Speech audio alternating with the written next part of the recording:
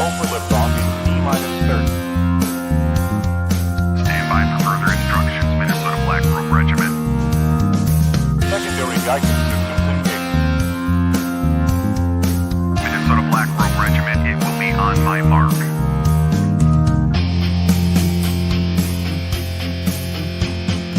All systems are a go. All systems are a go. Minnesota Black Robe Regiment, you are over the target. You are authorized to fire at will.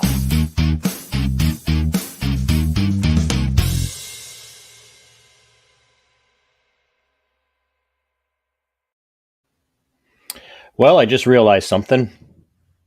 The music that I have for my intro is very militaristic. I'm probably going to lose my guest before I even bring him into the studio. It's horrible. No, it's actually apropos, I would say. So, ladies and gentlemen, I'm going to get the dirty work of housekeeping out of the way. Order coffee. Best coffee we'll ever have. It's made by a vet, produced for a vet, sold by a vet, and it's labeled with my label on it. You have my merchandise. You guys know how to find me. I'm going to bring Scott here in just a minute. I want to build something up here and why this is so important to me. I'm a vet, former member of the 82nd Airborne Division. Also spent some time over in Germany. I was, should you say, born and raised with this ideology that to be a strong, patriotic American is to support the military, and when your country goes to war, you get behind them because, you know, your country would never go to war for something stupid, right? That would never happen. The United States leadership would never put the boys of the American military in harm's way over something ridiculous. That could never happen. And if it did happen, and maybe it happens now, but it wouldn't have ever happened in the past. And so I'm in the military, and we're going all over the place. I joined during the first Gulf War. War was over before I got out of basic training. Got jump school, got assignment to Germany, went over to Germany. I'm watching things kind of kick off in the world, if you will. And I'm looking around and I'm asking myself a lot of, hard questions like, why does it feel like we're picking fights with just about everybody everywhere we go? And then Somalia came around. And I'm like, yeah, this is a bad deal. It looks like there's some garbage going on there, but why are we putting our troops in harm's way in Somalia? And then I got over to brag, and then we were going to invade Haiti. In Operation Restore Democracy. Now, if you know anything about the history of Haiti, you can't restore democracy to a country that's never been a democracy. I've always been a little bit of a cheeky smartass.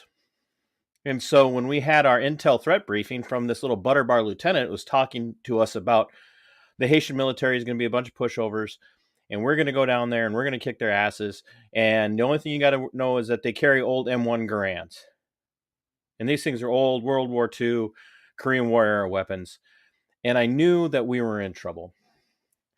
And the reason I say that is because this butter bar lieutenant has no idea what an M1 Garand is if he thinks that we don't have to worry about M1 Garands while we're carrying 5.56 millimeter ball ammunition, and these guys are carrying semi-automatic 30-06s. And I raised my hand and, Pearson, what do you got? I said, sir, do you know what an M1 Garand is?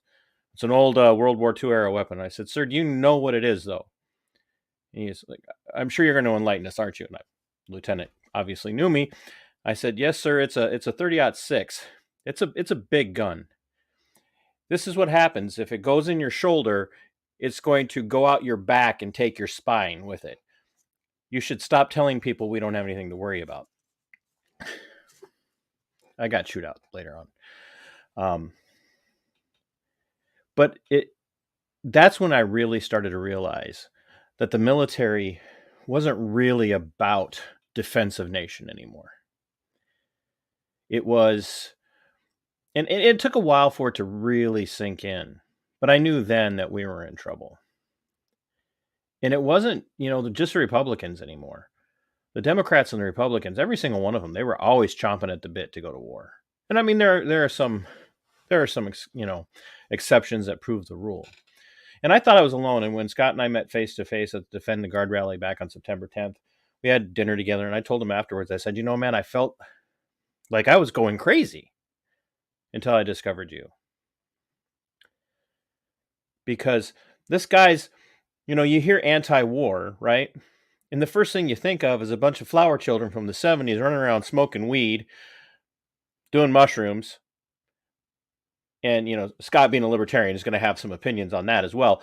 But smoking weed, doing mushrooms, not taking baths, wearing patchouli, wearing sandals and hemp clothing, putting daisies in a barrel of a rifle. That's what you think. That's what you think. But that's not Scott. I mean, that's not him. So I want you guys to listen, because when we get rolling, and trust me, you guys know I like to talk. That's why I had to get this out of the way. When Scott gets rolling, he's probably going to spend most of the time in solo layout, because this is like a Southern Baptist fundamental preacher. When he gets going, there will probably be some table pounding and a lot of amening in the crowd for the people that are watching. And he's not wearing his suit, though. But you guys are in for a treat. So when we bring him in, if you have questions, the best way to make sure I'm seeing, if you ask him, yeah, I'm shilling a little bit, hit super chat so I can see these questions, because if they come up at the right time, or if they're poignant to what's going on, I want to make sure we're asking them, because he is a fountain of information. So when I bring him in, we're going to start in a little bit about the Libertarian Institute, about antiwar.com, and then we're going to switch over to this burgeoning global war that is coming our way. And not just like because of some pipeline that blew up, because the pipeline that got blown up is not the problem. This goes back a very long time. So without any further ado, Mr. Horton, thank you so much for doing this. It sounds like you've had a very busy day today. Yes, sir. Interviews by me all morning and of me all afternoon.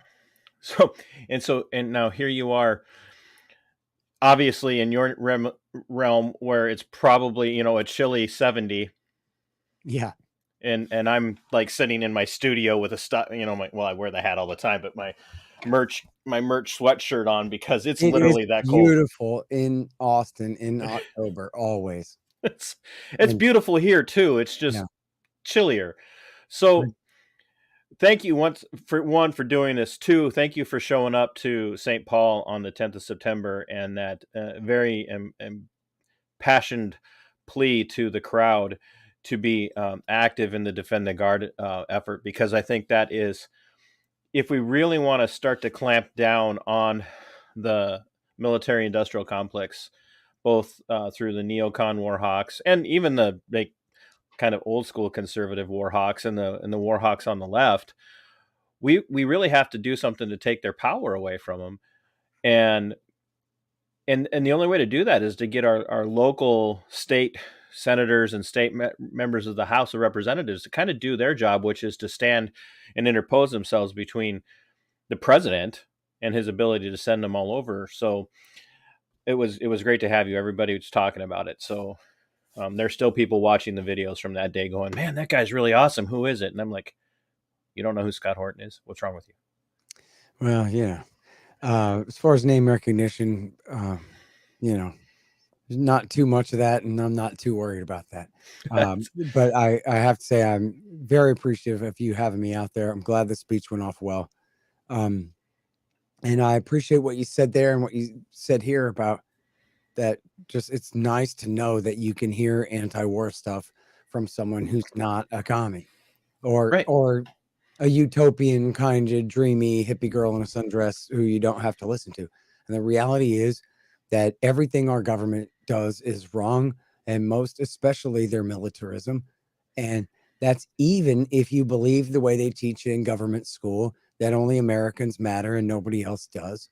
That still, this entire empire is the enemy of our republic.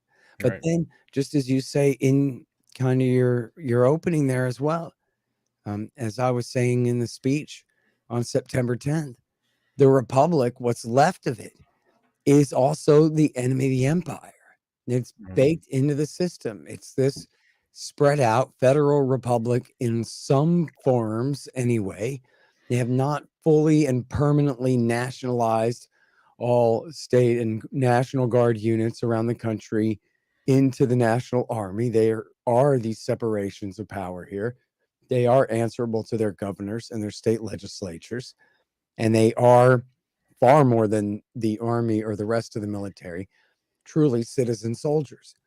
And this is, to me, just, the invention of the 10th Amendment Center and the great state representative from West Virginia, member of the House of Delegates there, Pat McGeehan, who got this ball rolling, and now supported by defendtheguard.us, which is, synonymous with bringourtroopshome.us, who are all combat veterans of the terror wars who lead that thing of this. In other words, this last 20 years of war is where they come from, Iraq and Afghanistan, especially, of course. Who are leading this. And then the idea is that we do like Jefferson and Madison recommended. You just cited it: nullification and interposition. And this is the position that they took in the Virginia and Kentucky resolutions, that the states had the power to nullify what they saw as unconstitutional federal authority. Well, every one of us who's ever gotten even a government school education knows, the whole society knows, like we know the sky is blue, that only Congress has the power to declare war. And yet, as Henry Hyde, the chairman of the House Foreign Affairs Committee, instructed the great Ron Paul, his junior on that committee, back in 2002, when Ron challenged the committee, he introduced a declaration of war against Iraq. And he said, I'm voting against this, but I demand that you all vote for it. If you're going to vote to authorize Bush to decide whether we attack or not, then you should vote for a full declaration of war and take responsibility and put your money where your mouth is. And of course, they all voted no on that. And Henry Hyde mocked Ron Paul and said, that part of the Constitution is an anachronism. We don't go by that anymore, he said. And that was it. And I need to bring up that anecdote more often. It's such a great one. It is. It's power. Well, it's something that I think, when you're operating with your interlocutors, ask them to engage in the full complexity of the reality of what they're asking you to do. Is the big thing. And because a lot of times they won't, they just can't. Yep. I know they say stuff like that where it goes to show that at the end of the day, their oath doesn't mean that much. But here's the deal though. When we pitch to these state governments, listen, all we're asking you to do is hold them to the Constitution. Right. This isn't a new idea. I think one thing that would be great, it's a constitutional amendment that's been proposed over the last century, is that there would have to be a national referendum to authorize launching a war. You can't start a war unless you get the whole people to vote for the damn thing first by, some even super majority or something like that. Yeah, I'd settle for, 75%, but yeah, sure. But anyway, just point being, I forgot what the hell I was going to say, but back to the point is that this is, short of that, just under the system that we now have. Oh, I know what I was going to say. That's a big ask, right? That's a giant change in the system, right? Where all we're asking here is that we go by the law as written by James Madison. Right. That Article 1, Section 8, Clause 11 says only the Congress has the power to declare war. So if that's the case, there has to be an enforceable mechanism to that. And that can be and should be that the states, which the American people have far more influence over than the national government compared to massive interest groups and such, right, that they would make it illegal for the governor to turn over his troops to the president to use for an overseas war unless Congress not authorized it, but declared it. Right. Because they authorize that stuff for themselves all the time. Right. Because authorize doesn't mean authorize the war. Authorize means authorize the president to decide whether to do it or not. And that's not after the president's already said he wants to do it. Right.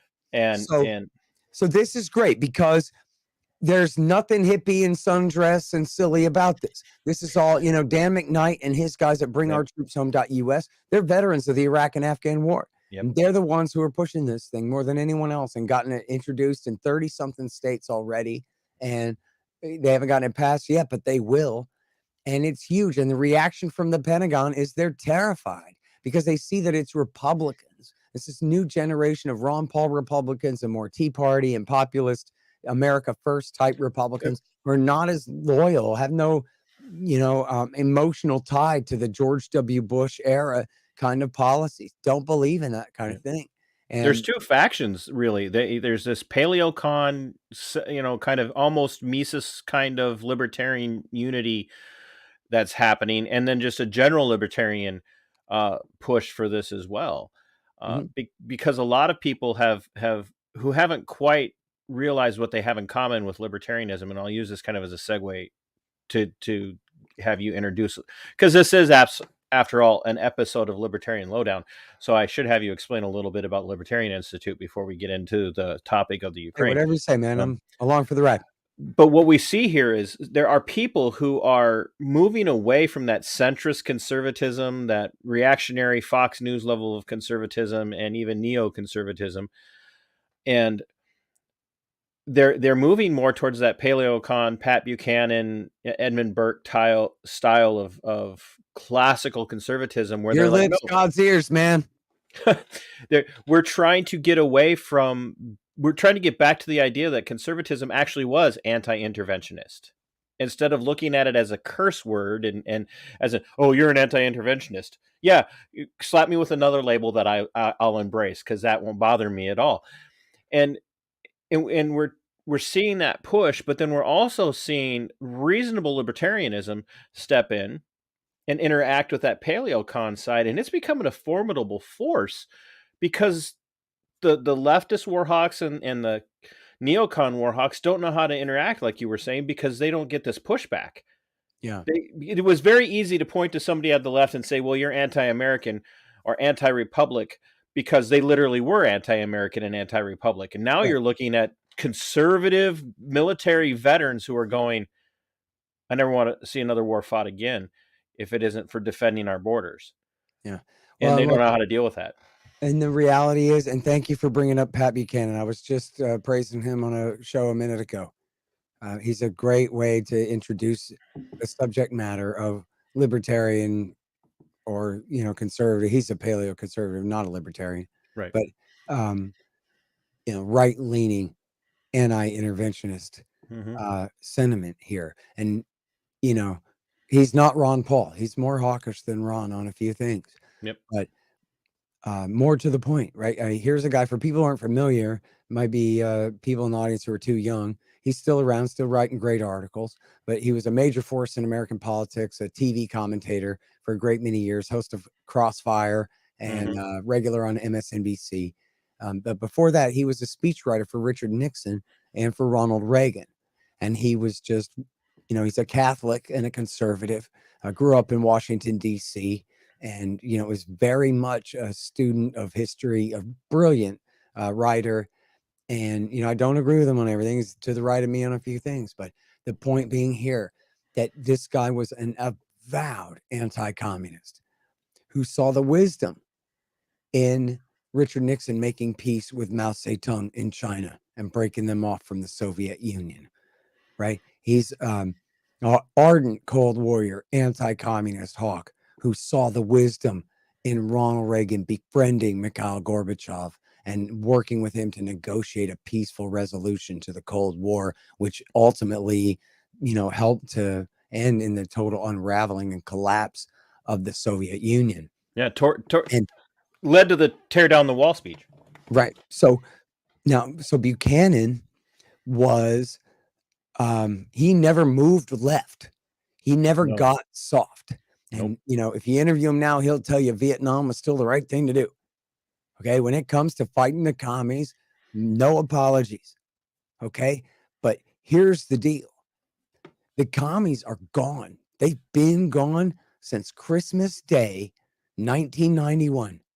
That was the end of the Soviet Union. The red flag came down, red, white, and blue went up. And Pat Buchanan did like this. Okay, well, that's that. Now we can be a republic, not an empire, because as William F. Buckley promised, we only have to adopt this totalitarian bureaucracy on our shores, even with Truman at the reins of it all, Buckley said, because of the emergency of the Soviet communists and the danger of world commie revolution and all the rest of this. But now that that's over, the temporary emergency is over. It's time for Chancellor Palpatine to surrender his powers, right? And instead what happened was the Americans said, no, now we are the lone superpower. We are number one, and we will rule the world, and no one will stand in our way. And Pat Buchanan, this ardent patriot who hadn't moved and still has not moved one iota to the left, said, this is not right. This is not what we are supposed to be doing. We were never supposed to be an empire at all. The only reason we had something that looked like an empire was because we were trying to protect the world from communism. Okay? He believed that. Now, communism's gone, but the empire remains. So how do you explain that? And then it does nothing but expand under H.W. Bush, Bill Clinton, and W. Bush. And so here's Pat has spent the last 30 years that we should not be doing this in the Middle East. It is not in our interest to go to Afghanistan. It is not in our interest to go to Iraq. It is not in our interest to go to Libya. It is not in our interest to go to Syria. Nobody believes that Pat Buchanan stopped being a patriot. Right. You can't. You just have to be a damned fool or a liar or a drunkard in a Halloween costume to pretend to believe that this guy doesn't love America more than his own life. Like, we just all know who he is and what he cares about, right? He's Ronald Reagan's man, is who he is, and so he's taught for 30 years we should not be doing this in the Middle East all this time. And then on the same thing on Russia and China. He says, well, first of all, let's talk about China, because China, they're still commies. They still got a red flag, and he don't like that. And he's very suspicious of them, and he's mad at America for opening up free trade with them and introducing capitalism to them, because communism was keeping them poor and weak, and capitalism has made them wealthy and strong. Now there's something that we got to deal with, a force that we got to deal with in the world, that we just kind of assumed they would go our way forever. Now they have all this power and they're independent. So he thinks that was a mistake. I think there was other things that were mistaken that turned us against each other. There were more government policies, and that we shouldn't regret helping make China rich. These people were starving to death by the tens of millions under Mao. Remember, it's the right wing of the Communist Party that ended all of that and abolished Marxism and introduced capitalism to China, which has led to the greatest increase. Oh man, I got the hiccups in the middle of an interview here. Oh, hey, this is not a professional show, so don't worry about it. You should... Oh, Jesus. This is not okay. Hiccups, I demand that you stop right now. I'm busy here. The greatest increase in standard of living for the most people from caveman status, where Mao had reduced them to cannibalism, to now wealthy, essentially almost first world, certainly first world status in their coastal cities and so forth. Still a very poor country in many places. But, it was Americans who convinced the Chinese to abandon communism, especially after Mao died, and to come our way. But anyway, I'm off on the tangent. The point is Buchanan is got no love for the Chi-Coms at all. And yet he says the brilliant Richard Nixon made a deal with Mao 50 years ago, 50 years ago, 5 decades ago. That, look, Mao, we don't really give a damn about Taiwan.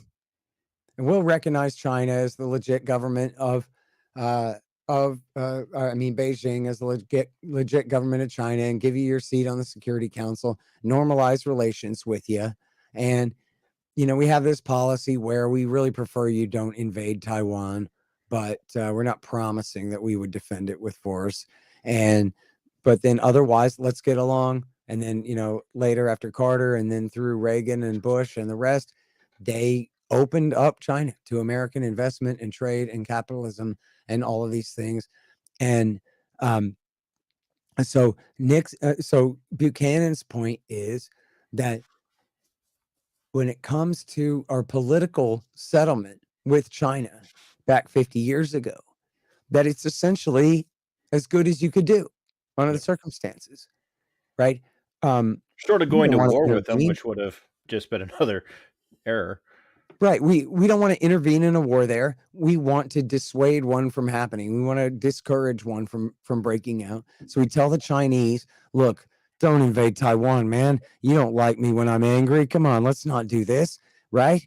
But I'm not promising exactly what I'll do, but you don't want to try my patience. And then, but also telling the Taiwanese to pipe down and keep quiet and stay out of trouble, because we don't necessarily have your back. So don't go get in a fight and start writing checks that your ass can't cash, pipsqueak, when you have to depend on us to come in and provide your security for you. This is this dual deterrence policy we've had. And Buchanan says, ain't that smart? And we're going to now pick a fight with the Chi-Coms. We're going to go ahead and ratchet up tensions with them and threaten them over what is essentially a breakaway part of China. Taiwan's belonged to China since the 1600s. Yep. Okay. So it doesn't make it perfect, but we didn't go to war for Hong Kong when Britain gave Hong Kong back to China, which they had no right to take in the first place, of course. We're not willing to go to war. You willing to go to war to liberate Tibet from Chinese rule right now? You want to have a nuclear war over that? Well, if we don't care about the suppression of Tibet and Hong Kong enough to go to war over that, why would we go to war over Taiwan? It doesn't make any sense. So here's Pat Buchanan, tough guy, patriot, Republican, conservative, Ronald Reagan's man, telling you, hey, Joe Biden is being stupid. Joe Biden is being reckless and thoughtless in the way that he is provoking the Chinese dragon, as Buchanan would call it. It's foolishness. Why would we do it? To prove how tough and macho and righteous we are? They have 300 H-bombs. That's enough to destroy 300 American cities. That's enough to end our civilization forever and cause nuclear winter and starve billions of people to death over the next couple of years after that. And of course, America would also nuke China right off the face of the earth in that same war if it ever came down to that. We're willing to do that over a breakaway province. We're not talking about defending our ally Japan. We're talking about Taiwan, which is a county of China. Are you kidding me? But this is the measure of whether or not you have testosterone in your blood, is whether you're willing to trade Los Angeles and Denver and Dallas and St. Louis for Taipei and then lose Taipei anyway. Why? Because right-wing radio said that? Because some idiot said that, and now you have to repeat that and believe that, or else you're a hippie girl in a sundress? How about you could be Pat Buchanan and know better than this kind of folly? And it's the same thing in Eastern Europe. Go ahead. There's a really good book written years ago. Francis Schaeffer, the Christian philosopher and Reformed theologian, wrote a book called How Should We Then Live? And in his section about literature and art, he talked about this book called On the Beach. And it's about an American nuclear submarine that was an actual nuclear sub, not just nuclear powered, but an attack sub that ended up being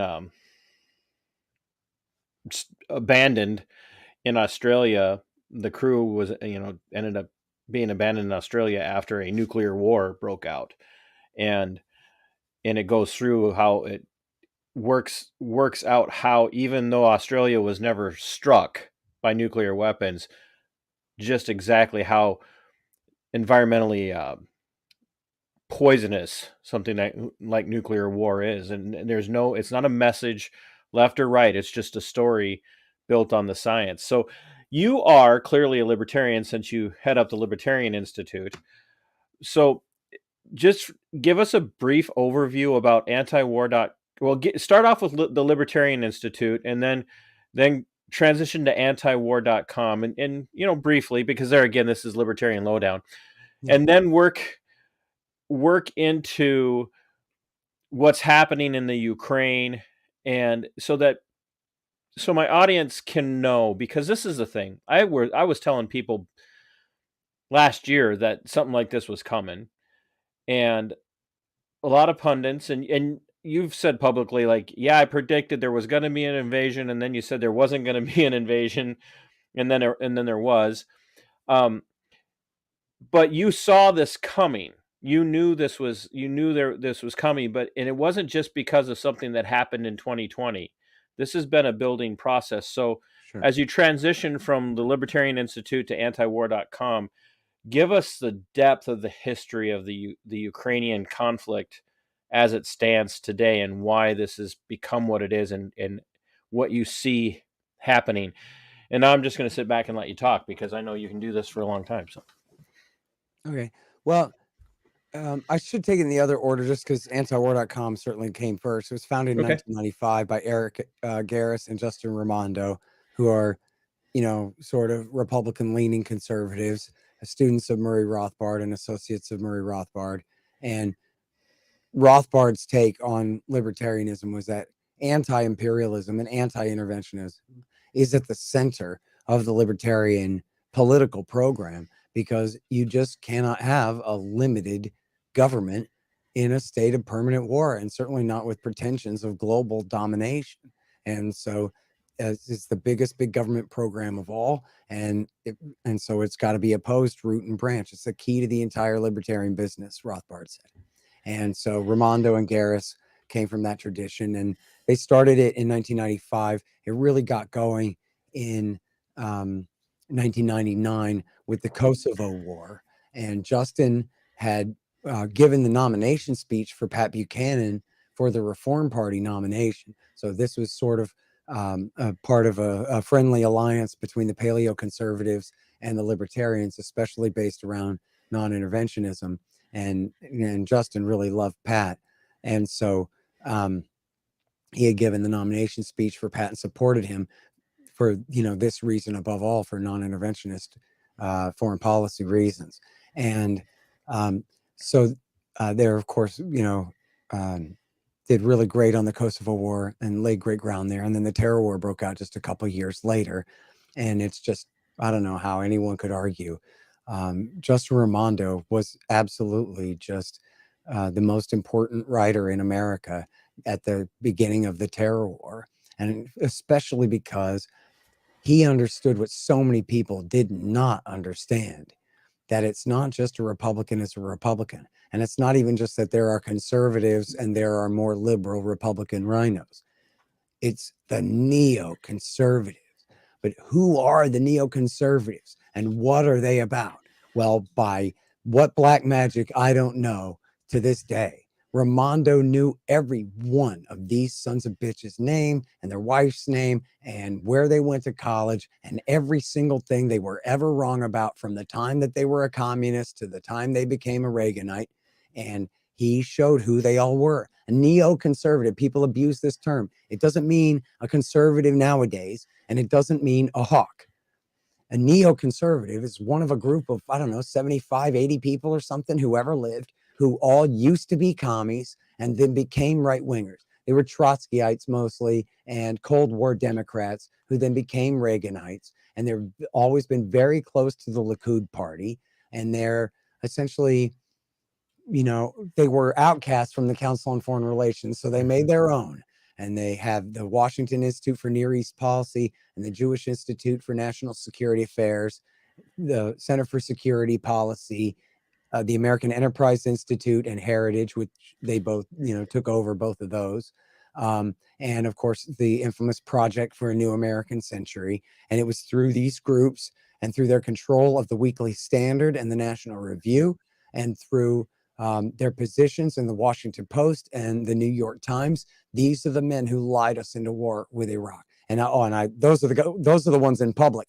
The ones in the government were in the Vice President's office, the National Security Council, Yep. the Department of Defense, and the Department of State, and I won't list all their names for you, but it's all in the book of how this neoconservative cabal, the axis of crystal, Justin called it, were the ones who lied us into war. And then he's referring to Bill Kristol and predominantly Bill Kristol's father.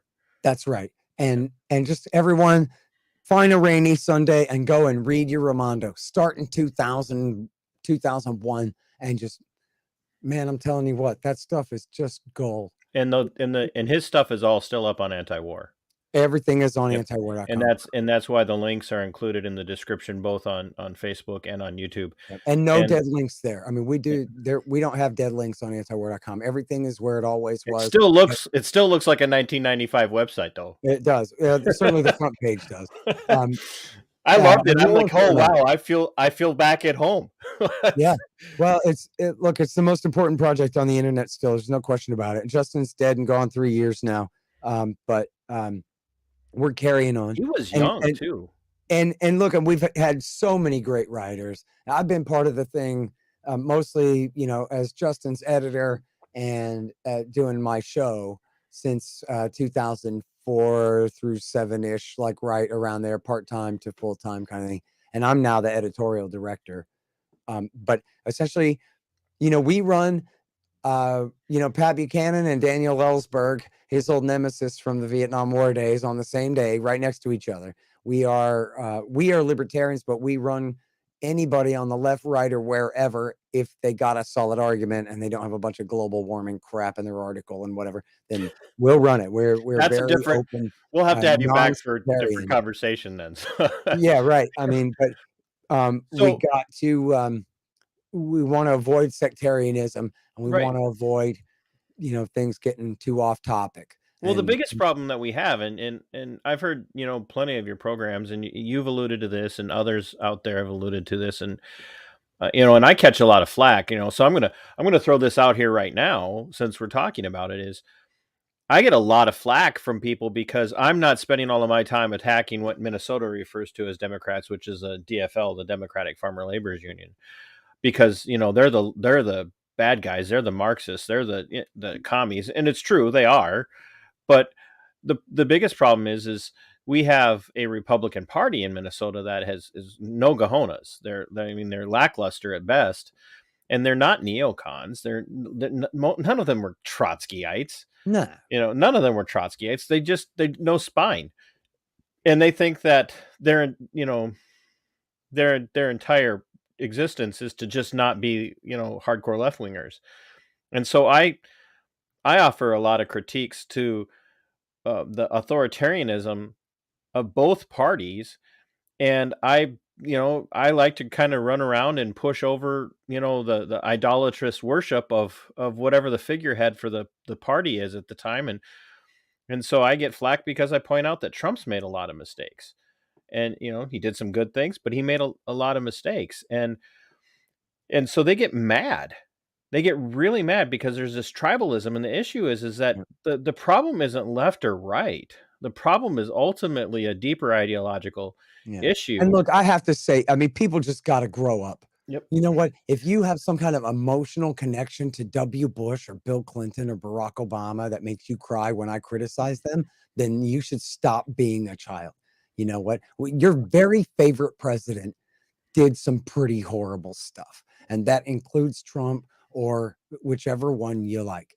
At least Trump wasn't one of them, but boy, he didn't really act any different than one of them when he was actually in the chair.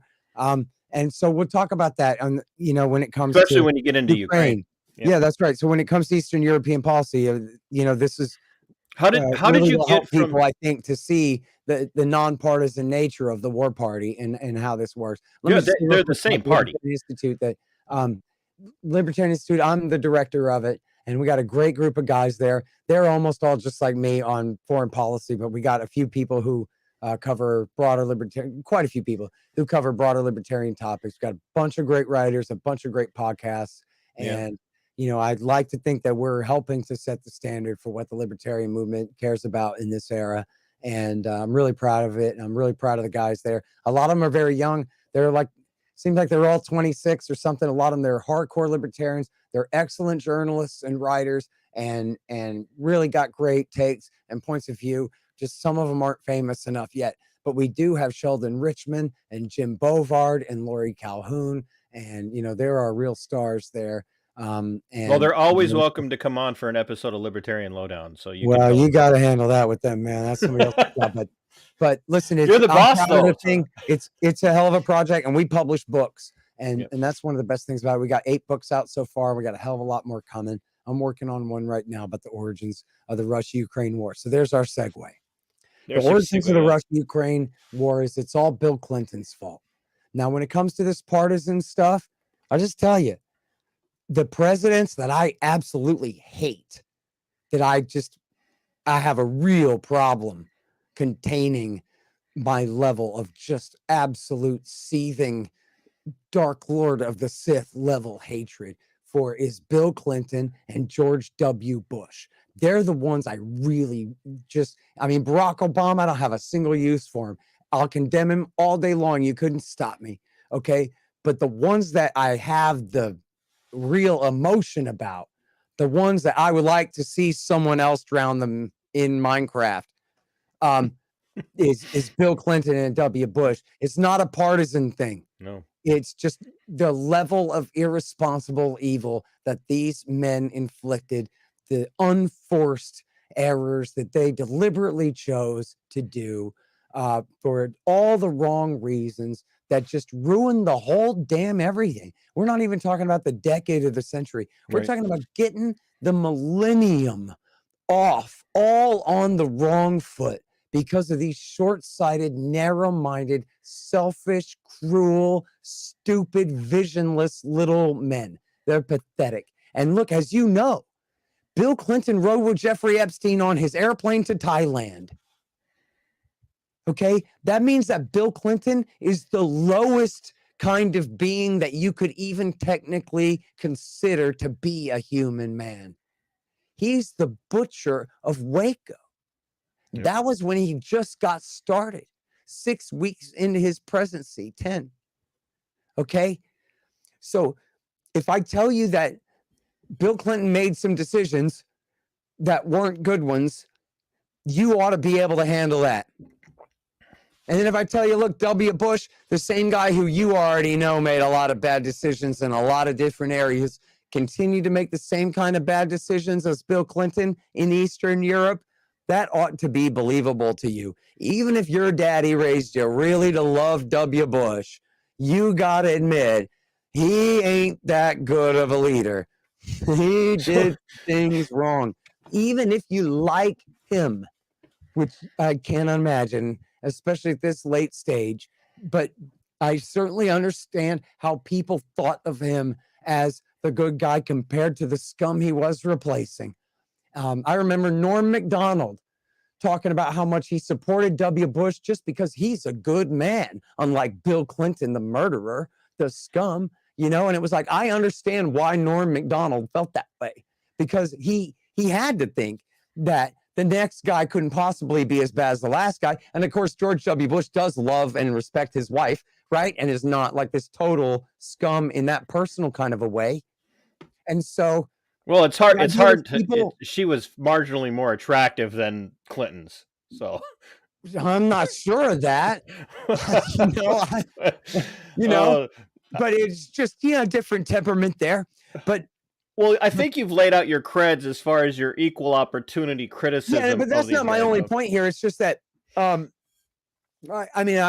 that's sort of what I'm getting at too. Is I want people to be able to hear this from me, but it's that when people thought of Bush like that, it made sense that they thought at first that this is going to be okay.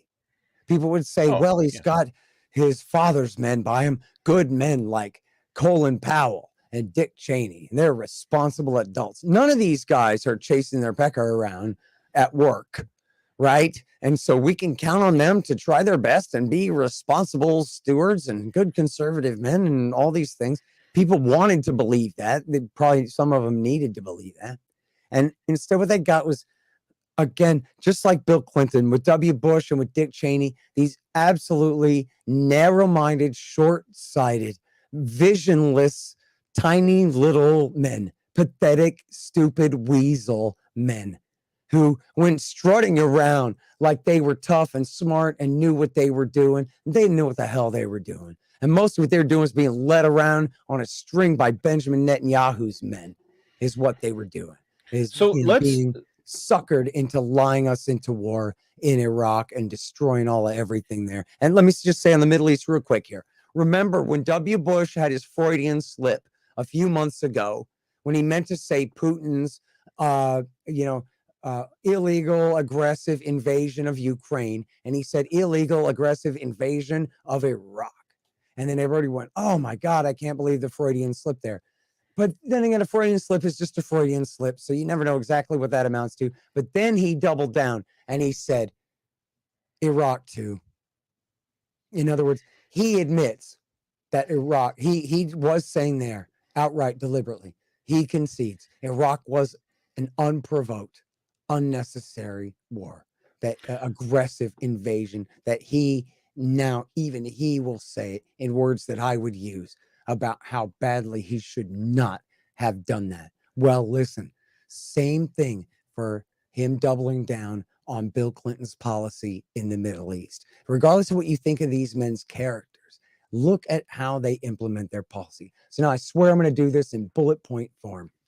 Bill Clinton comes in, he wages 2 wars against Serbia in 94, 95, and in 99, during the breakup of Yugoslavia, ultimately breaking off. Supposedly a humanitarian anti-genocide operation. Well, actually, that was absolutely a lie. And he claimed 100,000 people had been killed. 100,000 Kosovar Albanians had been killed by the Serbs. And that was never true. It was absolutely disproven by his own government, by his own FBI agents who went to look for the mass graves. They just did not exist. It did not happen. A few thousand people have been killed, most of them fighting age males in fighting.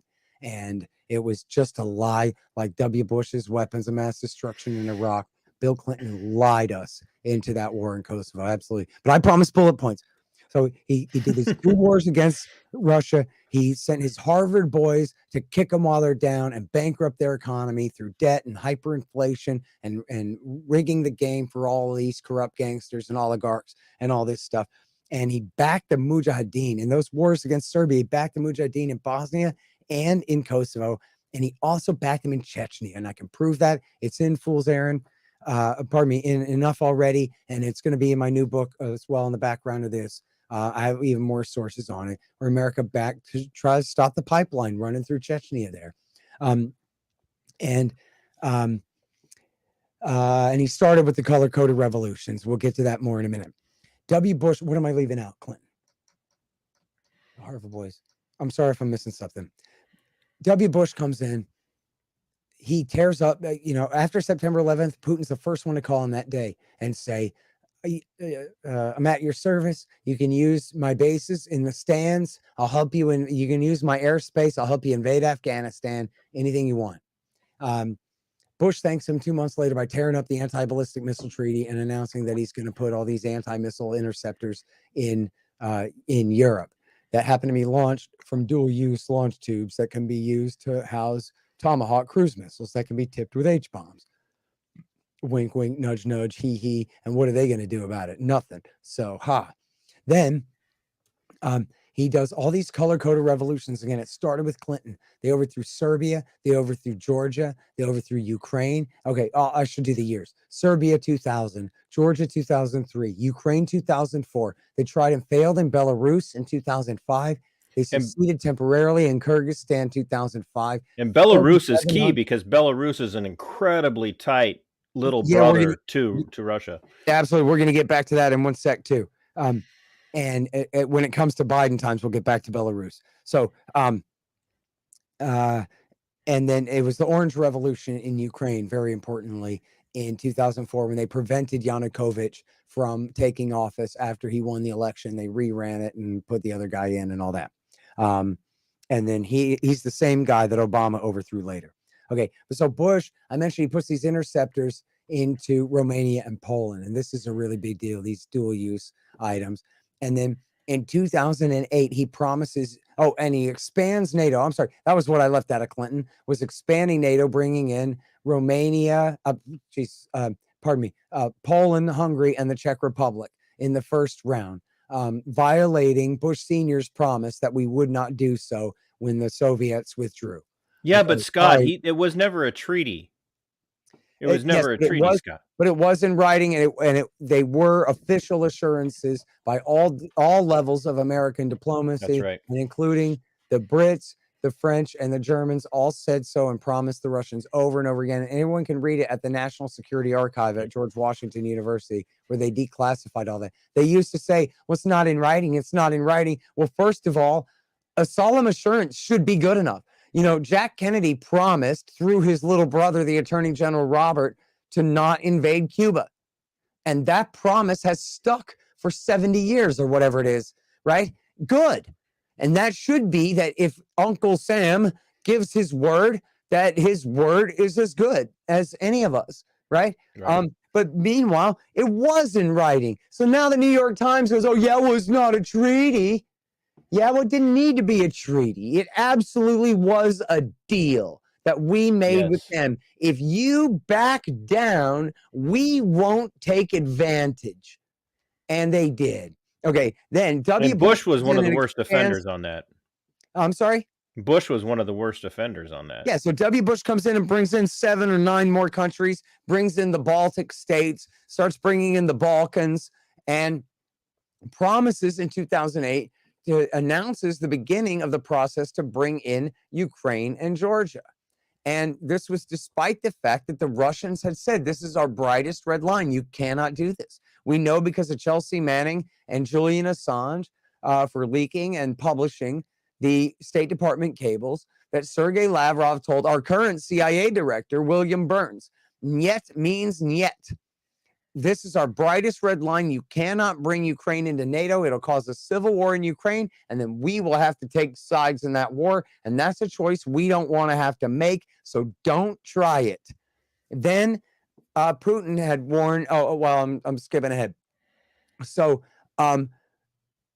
then W. Bush, he did all those color-coded revolutions. So then this leads to the war in Georgia in 2008, just 4 months after. 2 months? 4 months after the announcement that they're going to bring Ukraine and Georgia into NATO, the American sock puppet that they did the coup in 2003 to install, Mikhail Saakashvili, he launches the war against these 2 breakaway provinces of Georgia, South Ossetia, and he was going to go for Abkhazia, but I guess it fell apart before he got a chance to do that. But when he attacked Ossetia, he killed Russian peacekeepers who were there under a deal brokered by the EU. And when he did that, then Putin sent forces across to beat them back and force them out. Now, he could have conquered all of Georgia at that point, but he didn't. He stopped a few miles into Georgia and ended up withdrawing from that territory, and is just now, quote unquote, protecting the South Ossetians. But he hadn't even absorbed them into Russia, which he probably could have done. But he has not done that either. But he did stop that war by winning it very quickly. And by the way, there's credible reporting that Dick Cheney demanded that W. Bush launch missile strikes at the Roki Tunnel and collapse the tunnel under the Caucasus Mountains and to destroy Russian armored divisions coming through the tunnel there, which could have led directly to war with Russia right then. And this was all, again, a direct consequence of muscles they're flexing a couple of months before that for no good reason. Now, then Barack Obama comes in and he continues with the program of installing the dual-use missile launchers in Poland and Romania. These are supposedly anti-missile missiles that are there to protect Poland from Iran. Iran that doesn't have missiles that can reach anywhere near that far and doesn't have nuclear weapons at all. Just say that one more time for people to understand exactly. Look at a map. Everyone, look at a map of where Persia is and where Poland is in northeastern Europe. There is no Persian threat to Europe at all. And they don't have nukes. They've never even had a nuclear weapons program if all those liars who told you that were not lying, they'd have nuclear weapons by now, don't you think? But they don't. 1940s technology. They have zero nukes because they never tried to make a single one. That's the true answer about Iran's non-existent nuclear weapons program. So anyway, it was always a hoax that this system was to shoot down Iranian missiles. Well, it's also true, as George W. Bush said, he goes, why is Putin worried? Because, these missiles, it's not like enough anti-missile missiles to shoot down a Russian volley. They got quantity. And we don't have the number of missiles to shoot down a real attack by them. So why are they worried? But the answer to that was they weren't so much worried about a first strike by America with those anti-missile missiles, although Putin has said he has to take it seriously. He has to pretend to believe, at least, that they must work this anti-missile system that's not just a boondoggle, because, he has to treat it as a credible threat, even if it really is just a scam. He doesn't really know that. But there's your as a crow flies map there, Scott. Yeah. Oh, good. 3,170 miles from the border of Iran to Poland. There you go. So now look at the board. Now look at the flight time from Poland to Russia, because here's the point. Those dual-use missile launchers, they're called the Mark 41 missile launchers. And you can use those to fire Tomahawk cruise missiles that can be tipped with H-bombs. And Putin has said that's what he thinks they're for. And he'd like to be disproven, please. And they won't disprove it. And they won't reassure him.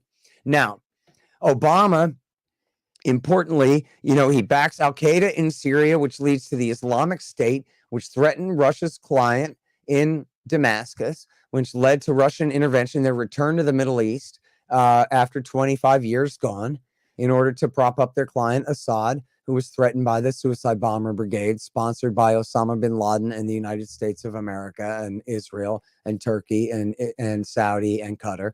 And so there's that. And then important, and let's see, continued color revolutions under Obama. I got to think. But in 2014, importantly, they did the coup in Ukraine. Joe Biden was the point man. He was, as they say, he held the Ukraine brief in the Obama government. And what he did was he worked with Victoria Nuland and Jeffrey Pyatt and John McCain and Chris Murphy and these others. And they orchestrated a coup. And they worked with the European Union and the United Nations as well to essentially what happened was in November of 13, Yanukovych, who had won the election in 2010, who was the more Russia-leaning candidate, changed his mind and refused to sign a deal with the EU and signed a trade deal with Russia instead. The EU wanted to give him these massive loans with high interest rates. The Russians were just going to bail him out and essentially made an offer he couldn't refuse. A sweetheart deal, not a threat.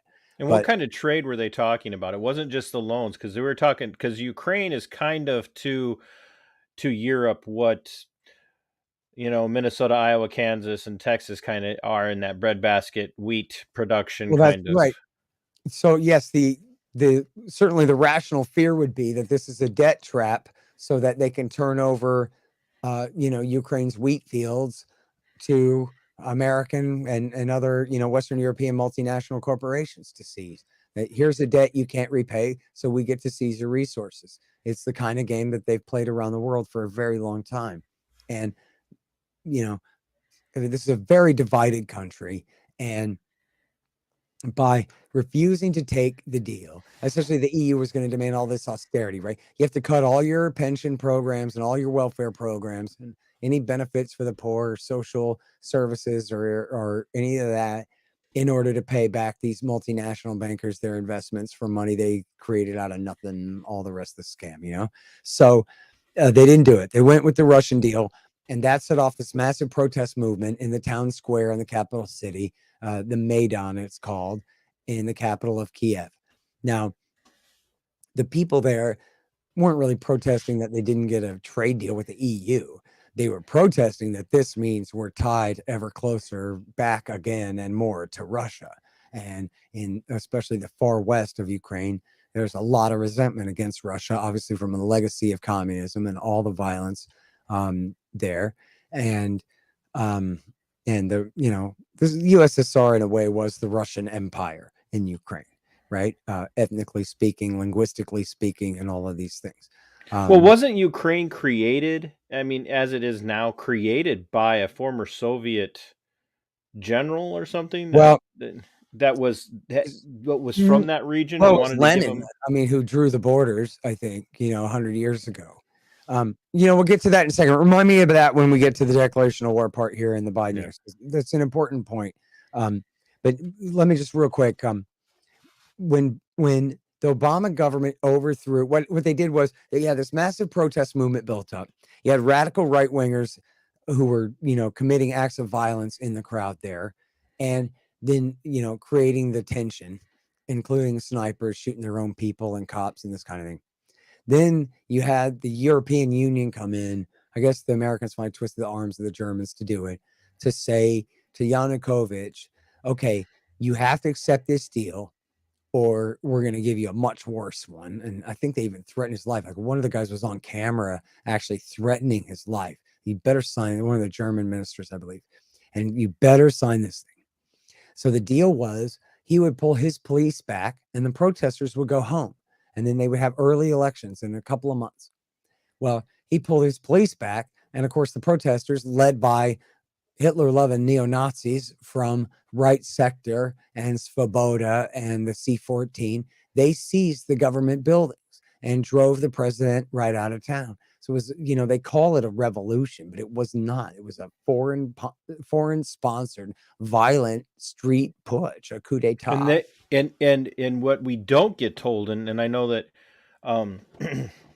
people have covered this, but some of the atrocities that these people committed in those government buildings were. Well, so give me a sec. So Okay. the first thing they did was the new coup junta outlawed Russian as a second language, as an official language of the country, which is just a massive declaration of culture war, right?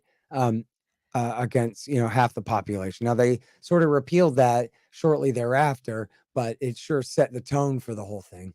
And then 3 former presidents wrote a letter saying, now's our chance to kick the Russians out of the Sevastopol naval base. And this is the naval base in the Crimean Peninsula that the Russians had kept on a lease for 24 years since the fall of the Soviet Union. And Crimea originally had been absorbed by Catherine the Great in 1783, the same year that America signed the Treaty of Paris to end the Revolutionary War with Britain. When Ben Franklin and John Jay and John Adams went to sign the Treaty of Paris, it was the same year that Catherine the Great conquered and bought all this territory. In fact, the 4 provinces that Russia just reabsorbed, and including Crimea as well, the 5th. So once the Ukrainians said, now's our chance to kick the Russians out of there, that was when Putin said, oh, no, you don't. And it was then that the sailors and Marines went outside and stood on the street corners in what's called a coup de main, not even one big battle, but just one big move. And they just swiftly took over the whole thing. No one was killed. Wikipedia says 5 or 6 people were killed, but it's not even clear that they were shot by Russian soldiers at all. There was some small scale violence broke out between partisans on one side or another, and some of it might have just been crime that was breaking out right at in that opportune moment, something like that. But it was less than 10 people were killed. I'm not even sure if it was as many as 5 in the thing. But then what you just were alluding to there was the fire at the trade union building in Odessa, where the Nazis quartered some pro-Russian, I guess they were communists, and pro-Russian leaning people, and cornered them in the trade building and set it on fire and shot them and burned them to death. And I'm sorry, I forget how many people died, but it was a huge deal, and it helped to precipitate the sort of attempted, at least, secession of the eastern provinces. So at this point, in the far east of the country, you have the Donbass region, which is Luhansk and Donetsk. And essentially, radicals then seized the government buildings there and said, if you can seize government buildings in Kiev and overthrow the government, we can seize the government buildings here and refuse to accept your rule. And so screw you. Well, the new government immediately declared a war on terrorism and attacked them.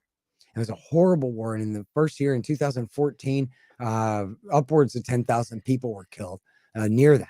They finally made a deal at the end of 2014 called Minsk I that pulled back the airstrikes and the heavy fighting, the heaviest equipment, I guess, of the fighting. And then they did the Minsk II deal, was supposed to end the war and never really did. And that was in February of 2015. And the Russians had sent special operations forces across, essentially clandestine deniable forces, to help the locals there, stave off the assault, but not enough to, they did not invade or help them win. And then Putin refused to absorb them. Then they declared independence, held a vote, and said they wanted to join Russia. And he told them no. He had the peace deal, the Minsk II peace deal, worked out with the Germans and the French, that said that they would give essentially strong federalism, statehood type level of federalism to the Donbass. They'd give them a reconstruction package, and then they'd make peace and work it out and move forward from there. And the reality is that Kiev refused to ever implement their side of that deal, and the Americans refused to ever put pressure on them in order to do so. And when the new president, Zelensky, was elected, he was elected on a peace program. He only just learned Ukrainian. He was a Russian speaker. I'm not sure if he was from Odessa or what, but he's a Jewish guy and not, a right-wing Ukrainian ethno-nationalist, and not a pro-Russian guy necessarily either. But he said he wanted to bring peace, but he didn't have the ability to do it.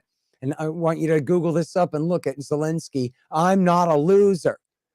And you'll see this footage of Zelensky confronting a group of Nazis from C-14, telling them, listen, guys, I need you to move back to the other town over the hill there because I'm working on implementing this ceasefire deal with these people right now.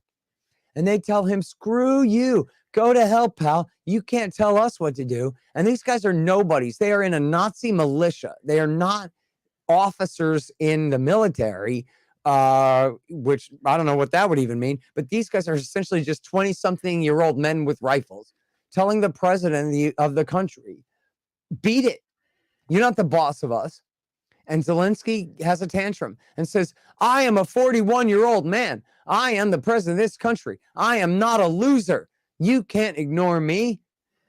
Well, they can ignore him. They could ignore him. They didn't have to implement the deal. He didn't have the power to make them implement the deal. Now, imagine if in America you had a squad of like the Aryan Republican Army and the U.S. and a big enough one that the U.S. Army came and confronted them. And instead of disarming them and sending them home or sending them to jail, they integrated them into the Army and now called them the 83rd Airborne Division and said, yeah, now you guys are an official adjunct of the military, not even dispersing them into different divisions, but keeping them together as a cohesive group of Nazis and going, okay, you're now part of the National Guard.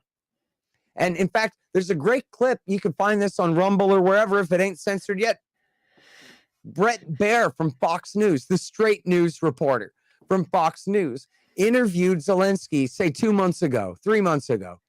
And he says, hey, Zelensky, seriously, what's up with this Azov battalion? I mean, we're hearing that these guys are Hitler-loving Nazis.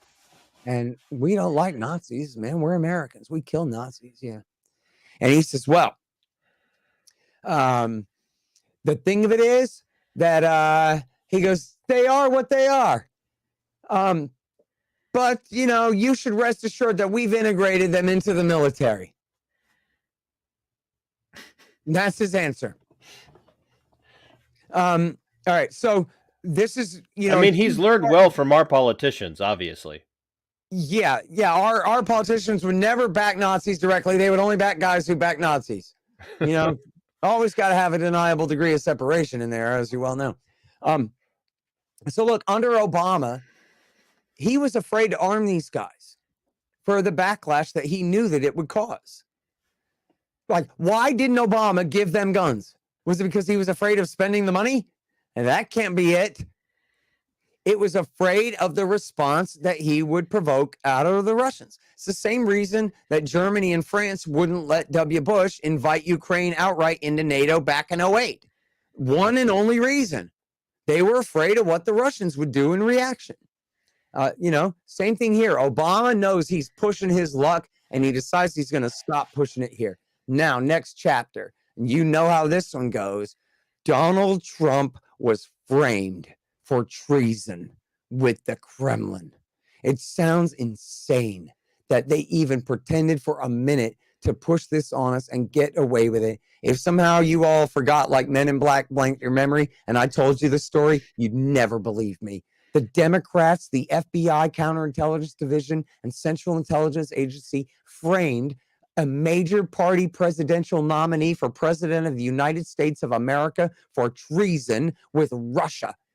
And then after he won the election anyway, they kept it up for another 2.5 years, pretending to criminally investigate him and his campaign for collusion with the Russians in secretly rigging somehow the election of 2016 to deny Duchess Hillary her rightful crown and throne. Now, this was the biggest damned lie since the Branch Davidians killed themselves and the Serbs killed 100,000 Kosovar Albanians and Saddam Hussein is making nuclear weapons. It's just absolutely unbelievable nonsense. You could have never come up with this crap. These people, John Brennan, these scum. Okay, but now, do I say that all just out of defense and loyalty to Trump? No, I'm not a Trump guy, and I got plenty of things to criticize him about, especially in the Middle East. All the wars he was supposed to end that he didn't, although he sort of kind of eventually helped end Afghanistan and some stuff. But when it comes to Russia, we're talking about a guy who's essentially a two-dimensional character. So if you point your finger in Donald Trump's face and say, Russia, Russia, Russia, Russia, then what's he going to do? We know. He's going to turn around and he's going to pour a bunch of weapons into Ukraine. And his idiot son, Eric Trump, even said, yeah, let's see you cause pro-Russian traitors now that we poured all these weapons into Ukraine. Mm-hmm. That was actually an uncanny interpretation. Yeah, like that. Too. That was one of my best impersonations that I do. I've been practicing. It's uncanny. It sounds just like him. Yeah, thank you. You might remember, again, if somehow you forgot and I told you, you'd be like, this Horton guy is an idiot. This can't possibly be right.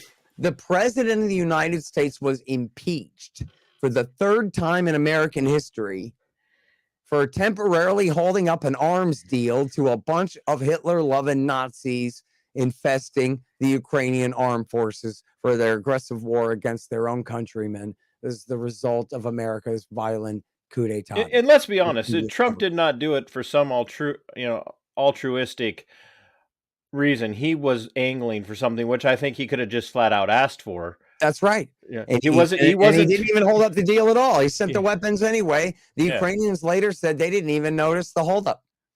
Yeah. And so he was impeached for this. And what was he impeached for? And this is an important tangent. Let's talk about it.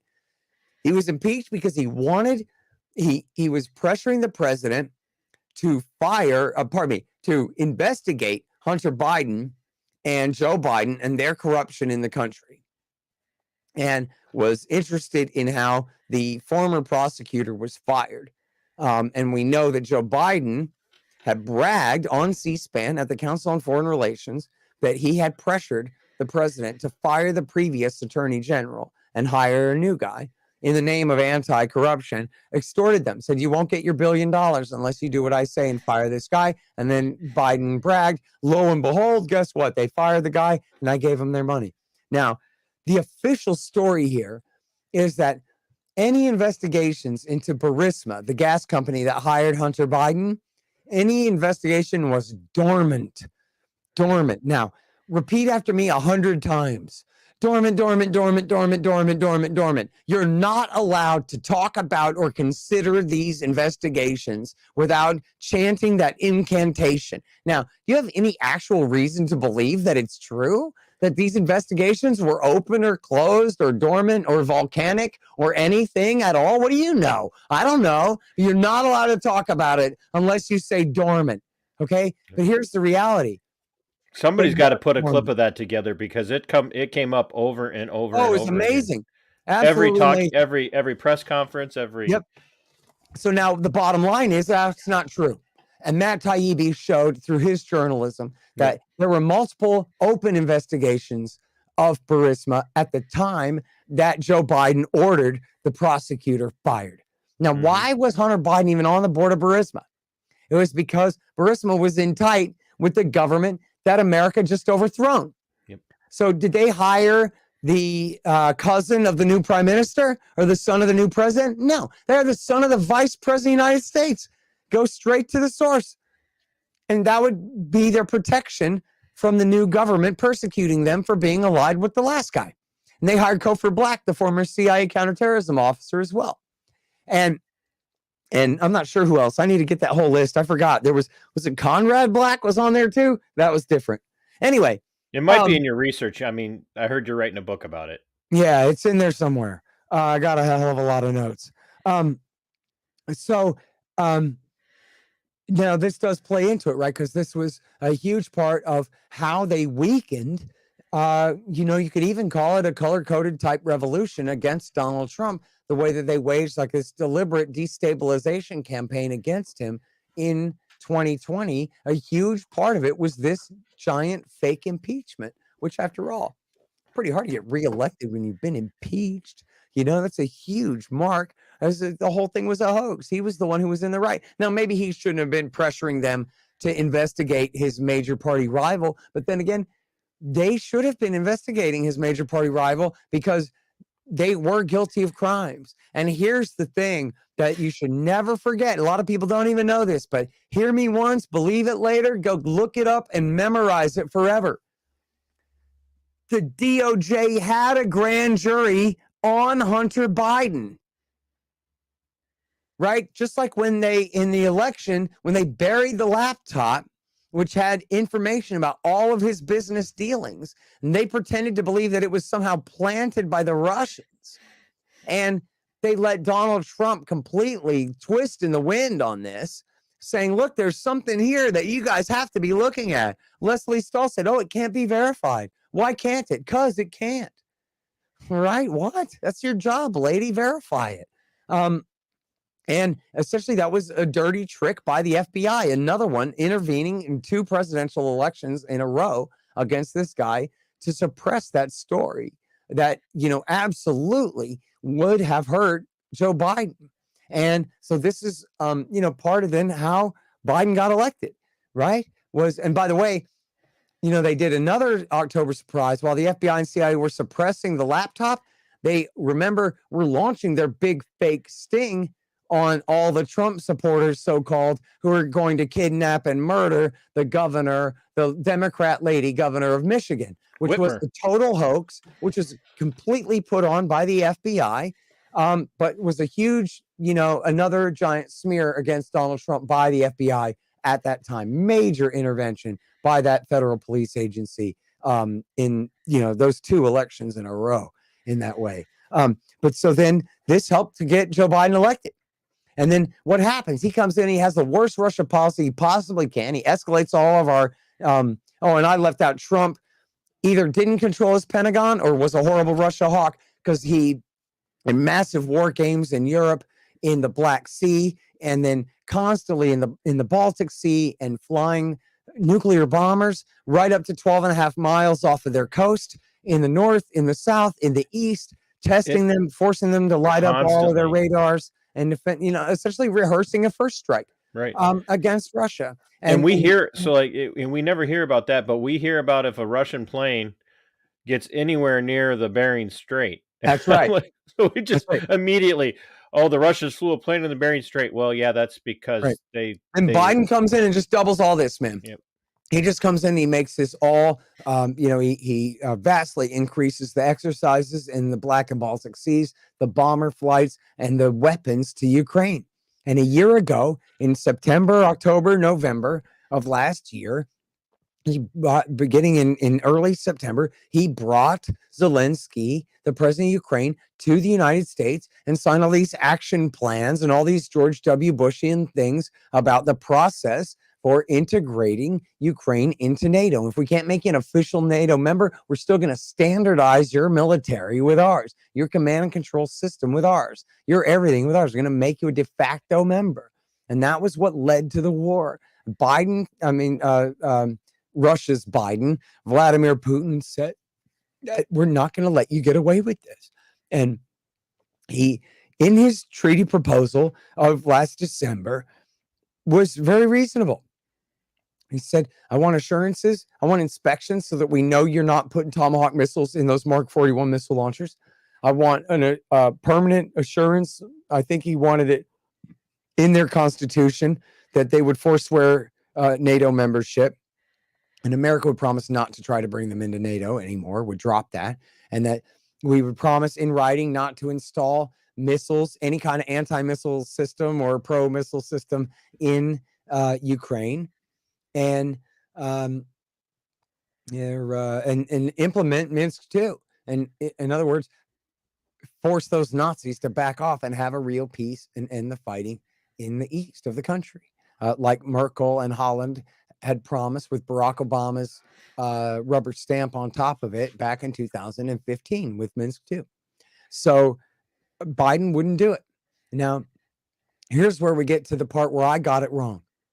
I never said that Russia would never do such a thing. What I said predicted for it. years was that they would. Yeah. And in 2014, Putin had threatened to an Italian diplomat, I could be in Kiev in 2 weeks. As I said, in 2008, Lavrov had clearly threatened war to William Burns in the Niet means Niet memo.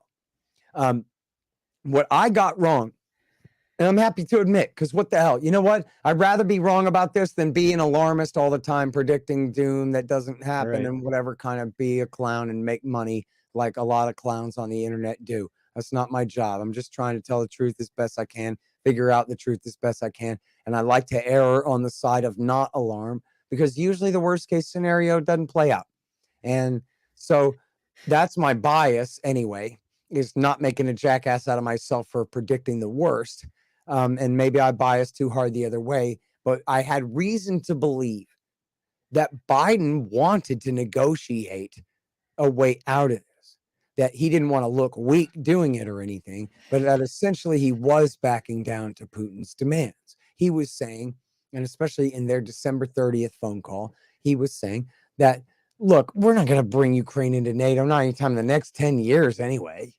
And, missiles, who said anything about installing missiles in Ukraine? I'm not. I thought that was a credible denial. He says, you want to put an inspections regime on the Mark 41 missile launchers in Poland? We can do that. We'll show you. They're just anti-missile missiles. We're not putting Tomahawks in there. We're happy to do that. So I thought essentially that, and in fact, that part was in writing in their counteroffer to the Russians' immediate, proposed treaty from December. So I thought, and Ray McGovern, the former CIA Soviet division chief, assured me as well, and I agreed with him, that essentially Biden was backing down enough to appease Putin, even if he wasn't calling it that he really was. And then I just got wrong, because I think I was relying too much on Ray, and I was spending too much time talking about the Middle East, focusing on the last war like all good generals do. And I wasn't paying close enough attention to reading the New York Times every day myself and so forth. And once after the war started, when I went back, I found so many instances where they were talking in the previous few months about how they wanted to see this war happen, or at least they were not trying very hard to stop it. They were willing to warn Putin, you better not. They were not willing to really negotiate in good faith. And that was because we're going to do to them what we did to the Russians in Afghanistan in the 1980s. Now, if you listen to me anytime in the last 20 years, well, that's the story of bin Laden. We're going to replicate what Carter and Reagan helped us do to the Soviets in Afghanistan in the 1980s against the Americans in Afghanistan in the 2000s, which Americans decided to stretch on in through the 2000 teens as well. Well, now they're saying that's what they want to do again. Just a few months after finally getting out of Afghanistan, after 40 years of intervention over there, they got Afghanistan in their mouth again as the model for stage one of Afghanistan we want to replicate in Ukraine. And Admiral Stavridis, who would have been Hillary Clinton's Secretary of Defense, told the New York Times that, we don't know the first thing about fighting an insurgency, but we sure know how to back one.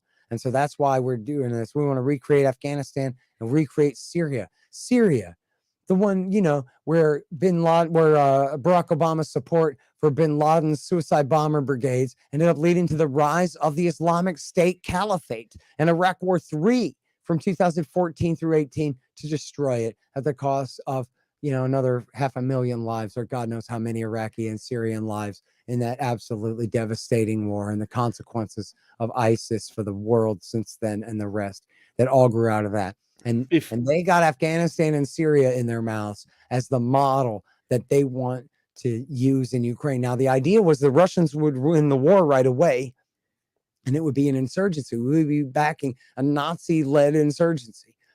In this case, it looks like most of the Nazis were killed at Mariupol. I don't know. There's still some spread throughout the armed forces there. Well, they just negotiated to release a bunch of these Azov battalion guys. I don't know what the total numbers are. I mean, it always was thousands of them in the first place, and I don't know what the casualty rate. Yeah, they just did a Russian-Ukrainian prisoner exchange, and a bunch of these Azov guys, and allegedly some Americans too. But so we're skipping ahead. So now wait. So at the beginning of the war, to go back to the communists that you mentioned here, the beginning of the war, when Putin declared war, the case that he made was totally rational. I'm not saying I agree with it or that I find it to be a reasonable case for war. But you have to be binary, Scott. You have to be anti-Russia or you're Russian. I just think whatever I feel like.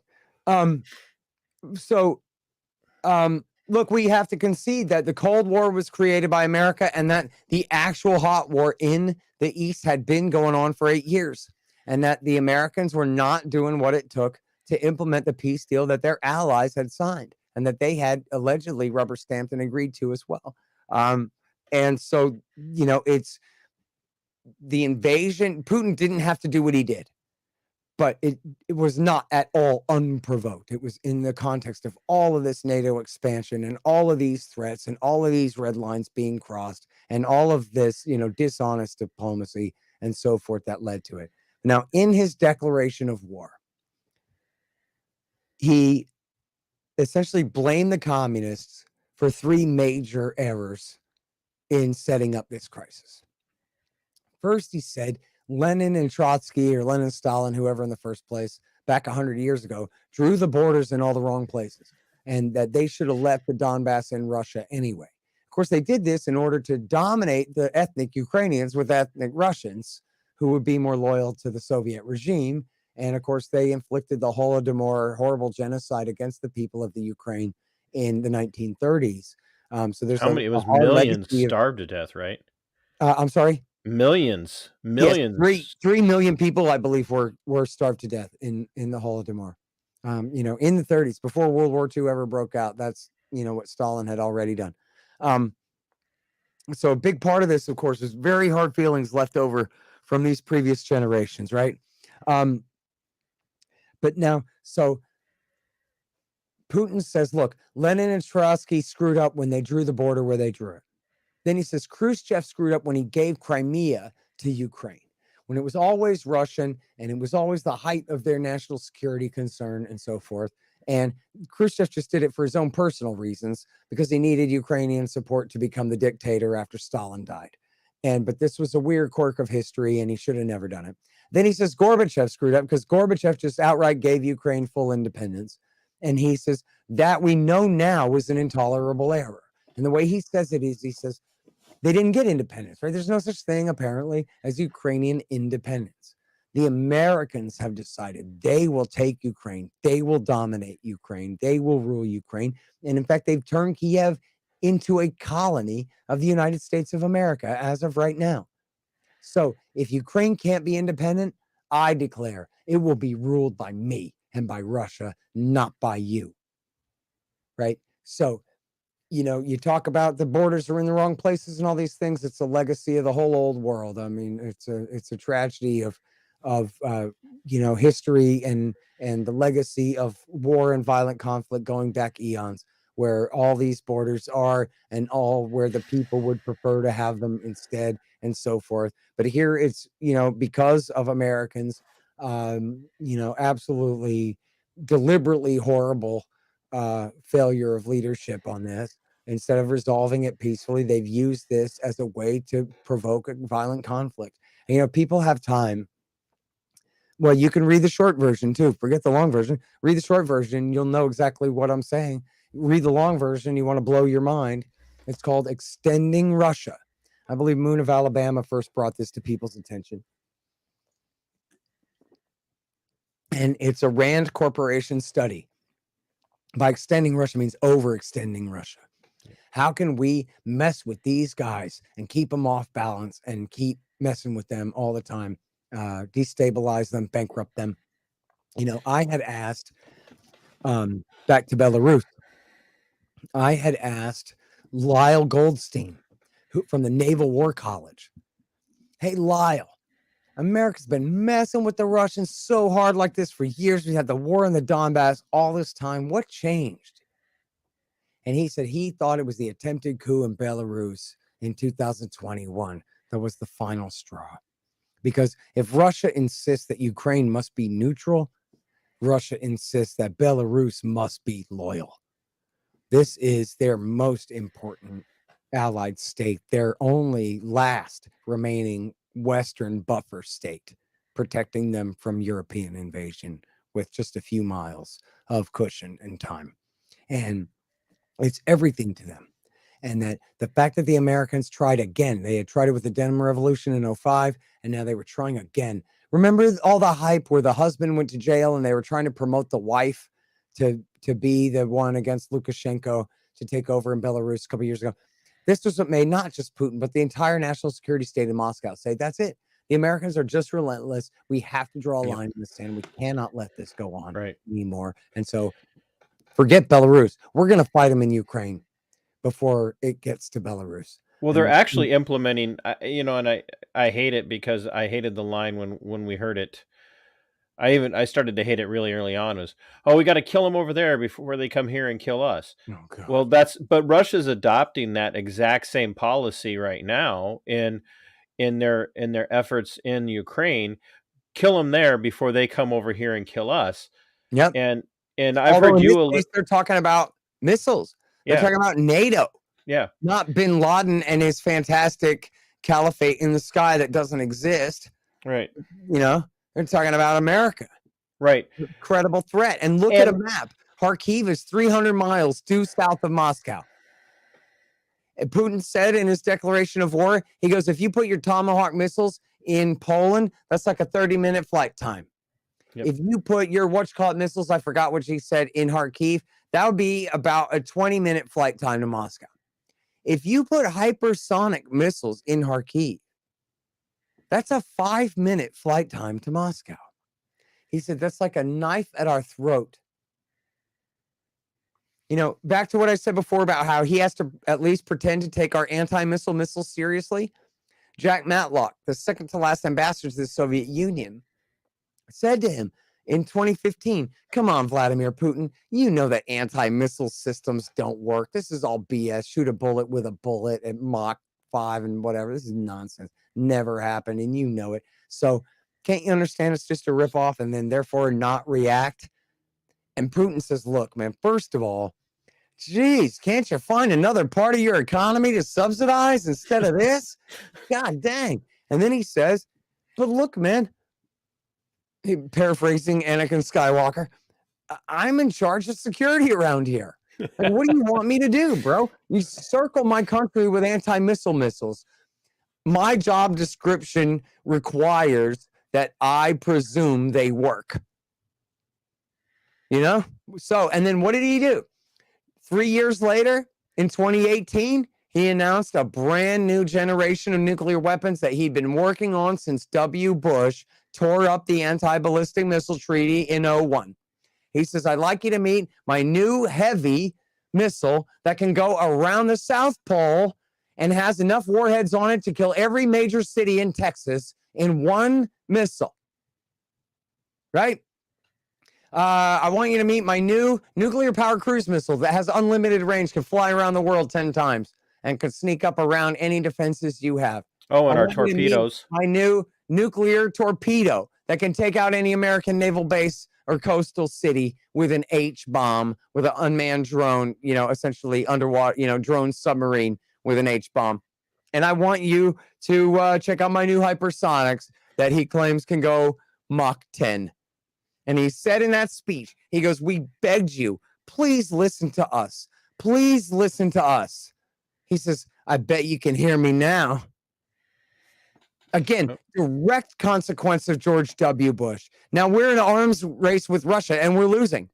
Not that I want to be in it. I think we could negotiate our way right back out of it again if that was the spirit of the time. But this is, again, Bill Clinton, the face-biting rapist. W. Bush, the guy who now confesses he never should have done the Middle East at all, who also should have never done Eastern Europe either. And then Barack Obama, what do you need to say about him? The butcher of, well, too many places to name. Let's start with Benghazi and Tripoli and Damascus and Aleppo and Raqqa and Mosul and Yemen, Ramadi. And look, that's the reality of the situation. Now, the current problem is the Russians have bit off more than they can chew, and their army always was and still is apparently a shadow of what it projects itself to be. And they have had real trouble, especially going up against American armed Ukrainian forces and trained up. They've had enough time to train them up on a lot of these. Do you think that it's possible that it's a combination of things, Scott, where it's maybe a little bit antiquated in their equipment and facing far superior technology weaponry wise, but also a lot of restraint? Because well, look, they have a 400,000 man army and they put in 120,000 men, 140,000 men, right? So there is some restraint there that is doing that's right. They did not send in the heavy bombers to soften them up with shock and awe, campaign, which would have killed thousands of civilians. Well, I'm not sure. I think the Russians had a good enough bead on Ukrainian military forces at their bases that if they had launched a surprise Pearl Harbor type attack by air on military targets throughout the east of the country, it would have made a lot of sense for them to begin the war that way. That's how America began both of our wars against Iraq, was the major air campaigns first.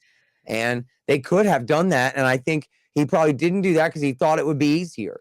He thought that he would get pro-Russian speakers, pro-Russian leaning people and Russian speakers in the east of the country to rally around him if he went in softer, where, essentially that was a gamble that didn't pay off, I think.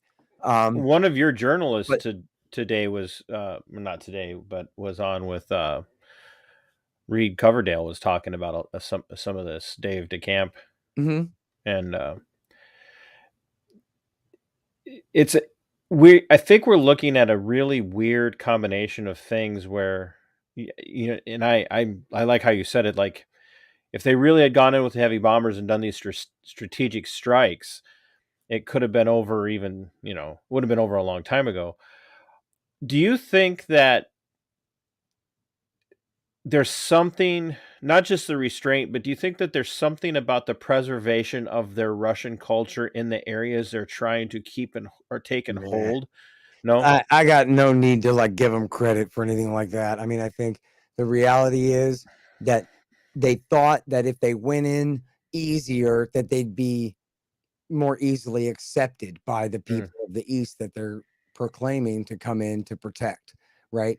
And maybe to some degree that worked. Who could really say? I think it didn't work nearly as well as they thought it would.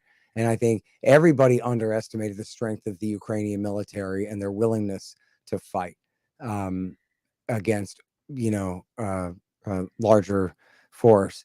Now, the thing is, they've scored their victories, and with a lot of Allied help. And we know now from the New York Times, and the Times said so a long time ago, The Intercept is now elaborating that, of course, we have CIA and Special Operations Forces on the ground there. Confirmed that there are American active duty military. Yeah, so we have, we are co-belligerents in this thing, and they've gotten some major successes. I don't know what's the latest out of Kherson. I know that there's fighting going on around there. I know the Russians are also attacking Odessa from time to time. But, they suffered some losses on September 10th and 11th. That the day I was giving that speech was the same day they had made a huge advance against Russian forces in the northern Luhansk area, where they had pulled forces out to go and defend Kherson in like a distraction type maneuver. And then the American side and the pro-Ukraine side just says, hooray, we got them on the ropes, whatever. But the Russians responded by saying, oh, yeah, well, we're calling up 300,000 reservists and doing a whole other level of mobilization and conscription and the rest. I don't know how long it's going to take them to train everybody up and get everybody, ready to go in there. But it sounds to me like we're waiting for the other shoe to drop, that the Russians are planning a major escalation of the war.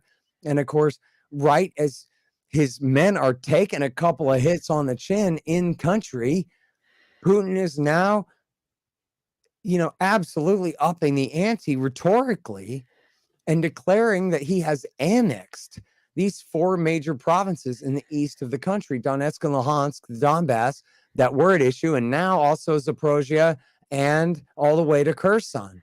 So the whole southern coast, all the way, to the west of the Crimean Peninsula there, and to the western side of the Dnieper River.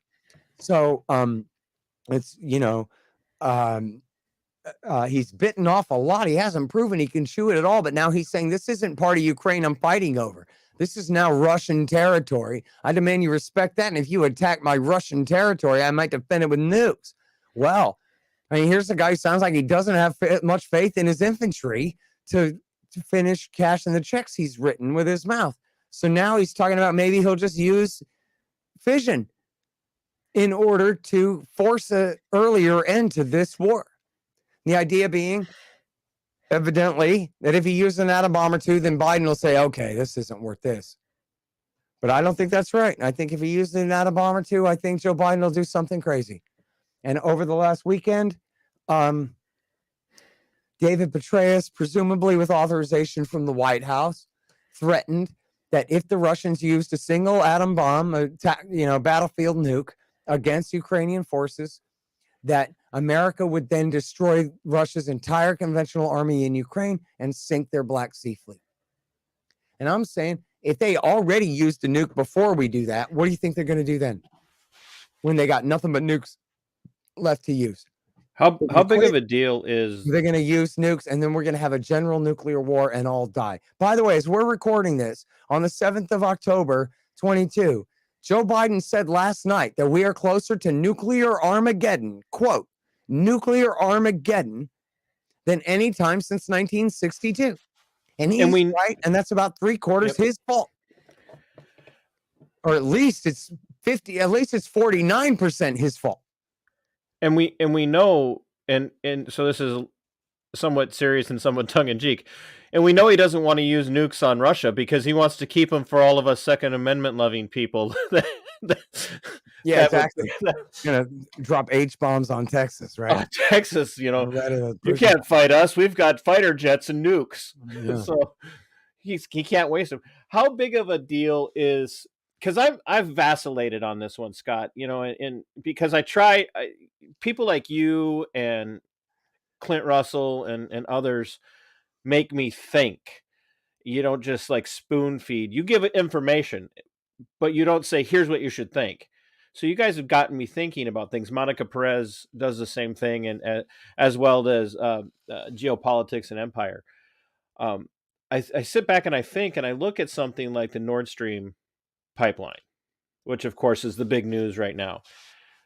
And, the US and NATO are pointing at Russia, and Russia's going, why would we do that? Right. How big of a deal in the grand scheme of things is Nord Stream? Do you think it's if NATO or the US or any of our allies did that, is that a incredibly provocative? Yeah. Look, that's what it's all about, man. I mean, look, I can't tell you, I can't marshal all the evidence. I'm way behind on this. I don't know if there's like a collection of all the different clues. I think I saw a clip. I didn't see the clip, but I saw that there is such a thing as a clip of Errand explaining all of his reasoning behind why he thinks America did it. I think America did it just because obviously they did it. I don't have any other evidence than that, than pure speculation that it just seems like they're the only ones with the motive to do it. I think that's the motive for the whole war here, really, for America's, refusal to negotiate and preference to see a war here is because they want to break Germany away from Russia. And they were doing anything they could under Trump and under Biden to try to prevent this Nord Stream 2 pipeline from going online. And it was just going online when the war broke out, and then the Germans turned it off. Now, the Russians don't have any motive to blow up their own damn pipeline. They are trying to make money selling to Germany. And in fact, if they can turn it on and back off again, that would be, according to the Americans who say the Russians just want this for the power of extortion. They don't think of it as a peace pipeline of trade, of money and energy and cooperation. They think of it as a means of Russia to extort the hapless German fools. Well, it'd be better to not blow it up if you want to be able to jerk the Germans' chain all the time about whether they're going to get their gas on time or whatever it is, right? It makes more sense that the Americans would have blown it up to prevent the Germans from changing their mind and finding a way to get along with the Russians. The reports are everywhere coming out of Germany right now that they're like, I'm sure you've heard, Dave and Robbie have talked about this and others. It's coming out all over the place. Germany right now, firewood is gold. Yep. It's gold. In Bloomberg News. That should make us all sit back and think of just how dire this situation is. Germany, the wealthiest country in all of the EU, people are hoarding firewood. Yeah. Firewood to get through the winter. What do you think they're gonna they're just gonna forget that we did this to them?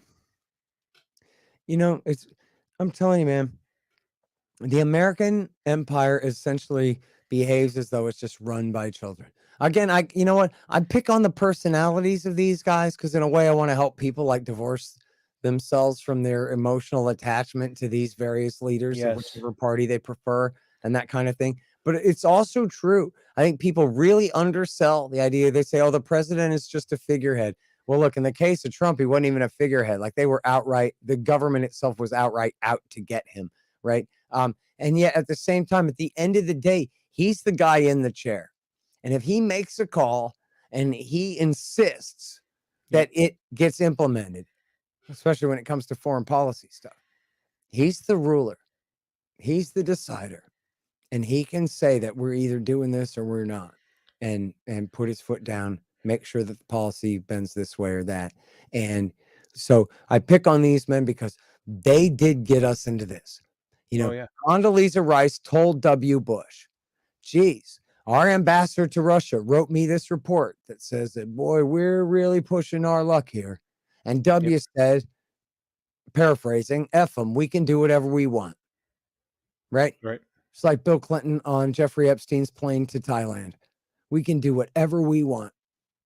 And so that's just how these people are. And that's their attitude. In fact, and it's not like Condi Rice is some anti-war. No, of course not. She's just doing the minimal diligence here. She was for bringing them into NATO. In fact, Fiona Hill confirms that the CIA warned Bush that it would cause this problem, and she's absolutely horrible. But she confirmed that as well. We've got a couple of good footnotes out of that lady. How much do you? Because there is no vested interest in national security. I mean, and you and I would agree on this. I can't think of anything in the last, since the end of World War II, and we could even have some conversations about World War II and World War I and what those were all about. But let's just say from the end of World War II, there has been no vested interest in really in any of our foreign engagements at all. For the United States as a republic getting involved. Agree. There is not to mention the lack of any war actually being declared in all of the wars we fought. And we haven't won a damn thing yet either. Exactly. Thing out of any of these. We've made more enemies than we've made friends. We've spent more of our money on other countries than we spent on our own people. And I look at the Ukraine, and there's literally nothing that the Ukraine has So even if it's a war of conquest for some reason, nothing that the Ukraine has is something that we can't get in the United States. We have everything that Ukraine could have to offer. It's a This desperately is poor strictly a country. pissing match between That's right. an administration, several The Americans administrations. don't care about Ukraine at all, dude. This No. is all just about how much they hate Russia. Right. How much they care And about in particular, Putin. That's right. And for maintaining his independence from us. And it's about keeping Germany and Russia from forging a close alliance. Mhm. And it's about making money selling weapons and selling dish soap during TV spot commercials on cable news. And you know, it's they call it the self-licking ice cream cone. That's Right. the military term. That's right. It's GIs in Vietnam invented that. Yep. But it applies to the entire Pentagon, to the entire American world empire. The Yep. whole thing, all they do is create crises that then they have to solve. And then they screw that up, make it worse. And then they got to solve that. And then they got to solve that. My book, Enough Already, about the terror war begins in 79. And then the book itself is essentially how every intervention this whole time, one leads to the next, leads to the next, leads to the next. Well, of course, we have to force Saddam out of Kuwait because, of course, Saddam had to invade Kuwait because he owed them so much money and they were overproducing from his shared oil wells. And why do you owe him so much money? Oh, because we had supported him in his war against Iran. And why do we do that? Because the Iranians had overthrown their government. Why they do that? Because we had overthrown their government and instituted a fascist dictatorship over them for 25 years. And this was the comeuppance for that. And now what was the result of Saddam's war? Well, we encouraged the Shiite uprising, then we betrayed it. So now we had to stay in Saudi to protect the Shiites. That got our towers knocked down. So then we go back to Iraq, and on it goes. The Libyan veterans of Iraq War II go home to Libya. Obama takes their side, right? On it goes, all the way down from 79 all the way through. And frankly, like I gave a speech one time about how you could go back to Woodrow Wilson. Sure, you could go back to Theodore Roosevelt if you want, wherever you like for, the cause and effect chain. But you see, especially since Wilson, the unforced error of American entry into World War I led to the rise of communism in Russia and Nazism in Germany. And then therefore World War II and the expansion of the British Empire in the Middle East, and therefore World War II, and therefore the saving of communism, and then the world empire Cold War that we waged against it, the establishment of Israel and Palestine, and all the dictatorships of the Middle East that America inherited from the British. And then on we go all the way through the Shah's Iran and Vietnam. And here we are,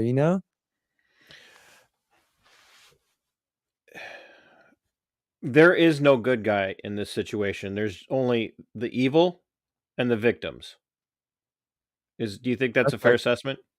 Yes. Listen, I did a interview years ago about Yemen. And the first thing the guy said to me was like, all right, break it down. Who's the black hats and who's the white hats? Shh, And don't use that. The Q people are going to come out. Oh, no, I didn't know that was a code word for a thing. But he was just asking who's the good guys and who are the bad guys. And I said, the civilians are the good guys. The armed factions are the bad guys. Yep. Now, you want to like card catalog and keep straight which armed factions are which and what are their interests? We can talk about that. Right. You're not going to find me taking a side of any of the armed factions there. The good guys are the innocent men, women, and children stuck in the middle of this horse show. I saw a meme today, and it was a bunch of bratty kids playing. It was a hand drawn, one of these really, really nice political cartoons. It was like 3 or 4 bratty kids playing with toys on the floor. And it was like Raytheon and Lockheed Martin and whatever. And they were pushing these toys around, and they were toy soldiers or whatever pointed at each other. And the one was U.S. teenagers, Russian teenagers and Ukrainian teenagers. And that's really what's happening here. Is the American military industrial complex has become a global military industrial complex, and they are benefiting to the tune of let's just admit it's $100 billion at this point, to the tune of $100 billion of American investments in their products to get Ukrainians to kill Russians and Russians to kill Ukrainians, and then declare that we're on the side of the Jedi. We're the Jedi providing, the neutrality and the peace and the security in the world. And really what they're doing is they're getting these countries to kill their youth, and they're really hoping to sucker in American men and women into this fight. I'm glad you brought up Star Wars. I like Star Wars. I would have never guessed. In Star Wars, the Empire, can justify any evil, including the abolition of the last remnants of the old Republic, in the name of Princess Leia's heroic insurgency and rebellion against their rule, right? But guess what? They can do the same thing against not heroes, but Right. Christopher Lee and the droid army and the evil secessionists who were breaking away from the Republic. They also, in a previous era, were the excuse for that same emperor to consolidate his power and change his name from chancellor to emperor and devolve the Senate into essentially a ceremonial role. Yeah. It was 20 years later, he finally got rid of the last little bit of it. So the first time it was a fake, conjured, sinful enemy in the form of Vladimir Dooku, right? Later on, he does the same thing against an enemy who's this wonderful woman, Carrie Fisher, we all love so much. Okay, but so the point is that the Republic taking advantage, or that the same power on Coruscant taking advantage, consolidating power in the name of the crisis, in the name of the enemy and the emergency, doesn't really depend what color hat the other guy is wearing, right? The secessionist could be Dooku or it could be Leia. Palpatine's reaction is going to be the same either time, right? So they're always going to be able to say that, of course, David Koresh is a less honorable man than the sheriff of McLennan County. And of course, Manuel Noriega is, not the nicest of all of the Latin American dictators. And of course, Saddam Hussein gassed the Kurds when Ronald Reagan helped him back in the 1980s. And of course, whatever sin they want to point to, Vladimir Putin is a son of a bitch. What can you say about him, man? The guy is essentially pretty hard-line, center-right strongman, corrupt corporate Republican type. I don't like them, right? It doesn't mean that he has an ideological agenda to conquer Europe or to threaten the United States of America or any of these kinds of things that they say about him. And, I thought Dave Smith did a great job on the Joe Rogan show the other day. I hope you saw it, saying, look, man, bin Laden said, I hate you because your bases in Saudi, you're bombing Iraq, you're supporting Israel, you're backing the dictators, you're rigging the oil price, and now I'm going to kill you. And then the Americans said, no, don't listen to him. He hates you because you're good. He hates you because you're free. He hates you because you're white and Christian and love your mama. And people like him, they're brainwashed by Islam into hating all things that are good and true and beautiful. You stupid fucking idiot. You believe that, don't you? They said. And that worked. That worked. Now here Putin is saying, look, man, I got a list of grievances this long. And our government is saying, don't listen to him. Whatever When your he's enemy saying about why he's doing what he's doing is a lie. He's doing it because you're good and he's evil. And evil is attracted to good. It has to try to destroy it. And that's why tough guys have to do the tough guy thing and do the right thing here by backing the plucky insurgents, whatever. And now we're talking about, a fairy tale compared to the reality of the situation. But that's the way they sell it. when you innocent people stuck in the middle in a desperately poor country. When you have an opponent, an enemy, or counter force, or whatever terminology you want to use, look you dead in the eye, for lack of better terminology, and tell you, this is why we're doing what we're doing, your best course of action is to say, oh, I'm going to take you at your word, because there's absolutely no reason for them to use subterfuge in their motivations. Or look, at the very least, listen up, and then let's argue about it late into the night, bro, about what they mean and what they don't mean, about what they say. But we got to hear them out. We got to take it seriously that at least this is what they want us to think. Why do they want us to think it? Can we start with that?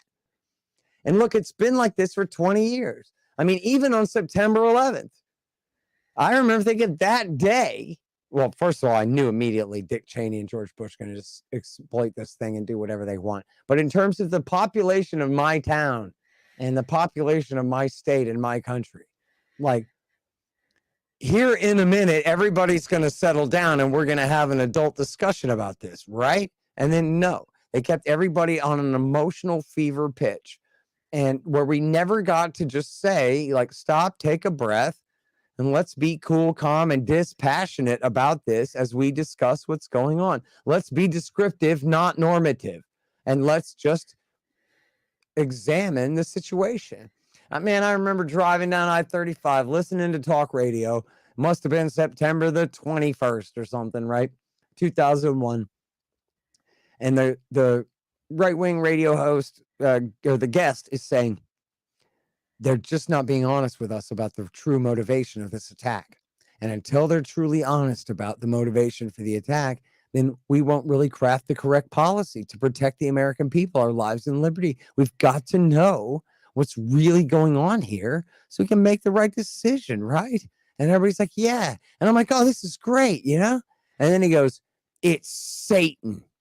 Muslims believe in Satan and the devil and the end of the world, and Jesus is going to come back. And so you better be afraid and get yourself baptized, and you better pay me. You better, stay afraid and support the next 5 wars. I guarantee you, Jesus Christ is going to rapture you out of your home and take you straight up to heaven in your body as long as you support George Bush's war against the forces of the devil. I want to make sure Arabs and Muslims. I want to make sure that this isn't all hyperbole. This actually happened. This conversation was taking place.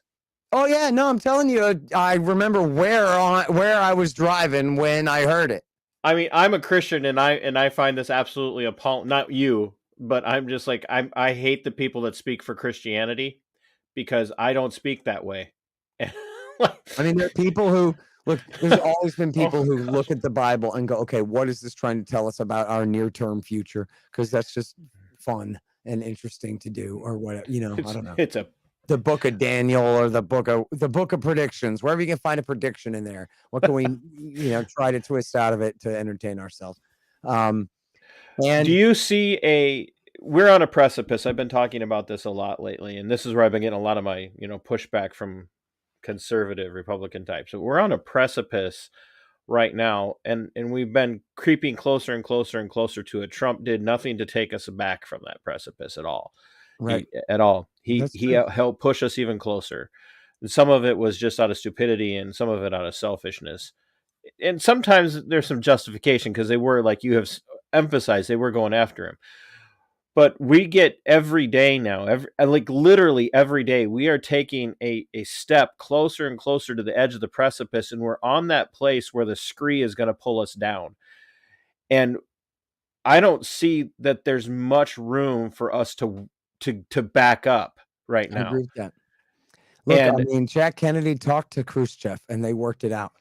Our guys won't even talk to the Russians right now. We're fighting this proxy war right on their border. Do you think madness, we're headed to a hot war? Look, I think it could escalate out of control very easily. I really do. Very quickly, you think? And yeah, we don't have the avenues of communication. We don't have the goodwill whatsoever to work this out. And I mean, I honestly don't know what we can do other than what is never going to happen would be to have just the American people all insist no confidence in this government. We want Biden out, and we want a new government that will make a deal with Russia. And that's it. There should be a general strike in this country right now.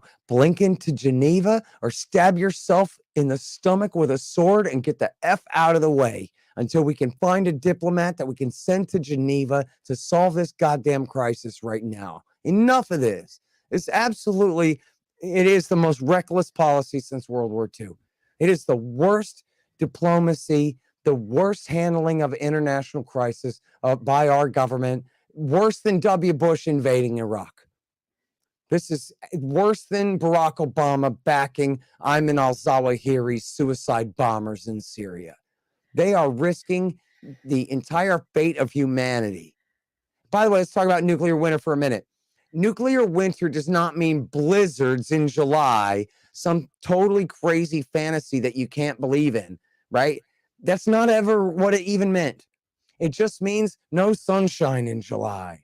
It means all the crops die and then you starve to death. Doesn't mean you freeze in the dark. It means you starve in the dark. Because the soot gets up above the clouds where the rain can't rain it out. The sun's blocked out and humanity lays down and dies.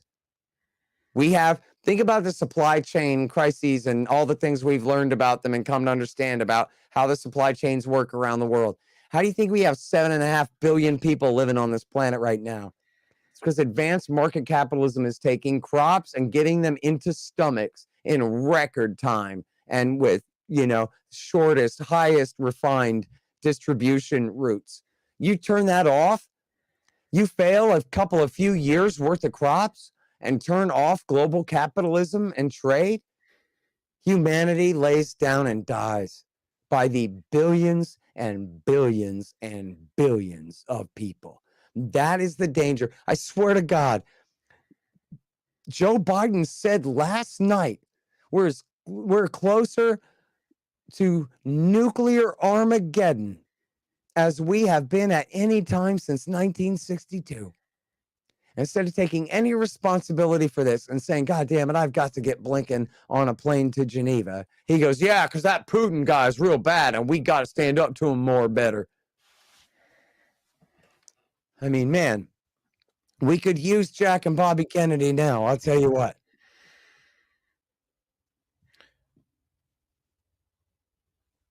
I think we should go. I got to eat. I was just gonna say, I think we need to get you out of here because I know you've had a busy day, and I always do my close alone anyway. So,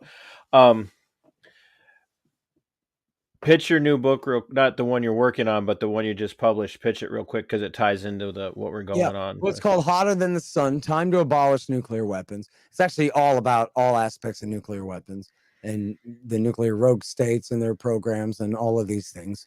And Hiroshima and Nagasaki and the military industrial complex and all of that. It's a collection of interviews going back over 15, 17 years, something like that. And it's really good. I know it's a collection of interviews, but I really like it. I think it's great.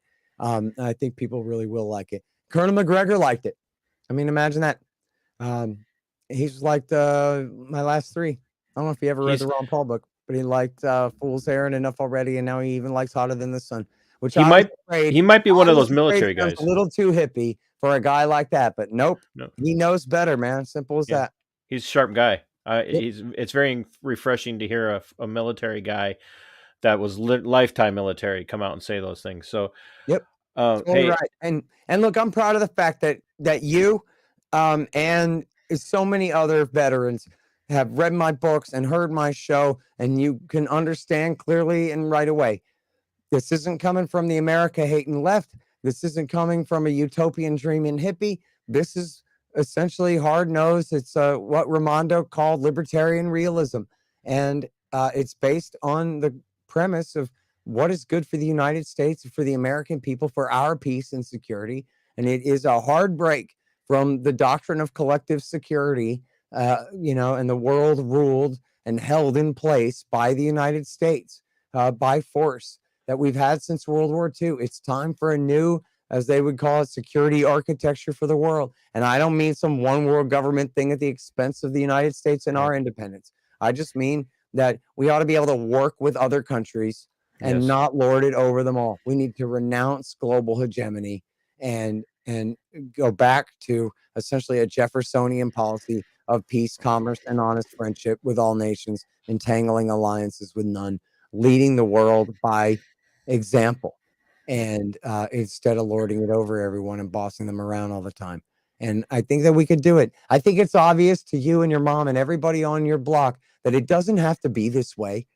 People think somehow that this is the natural way of things. I don't think so. You ever see Back to the Future 2? Doc Brown goes, see, what happened was we got skewed to a tangent where now Biff Tannen's the president. So it's that simple, right? to just, we could have made different decisions and be on this tangent here instead of this one here.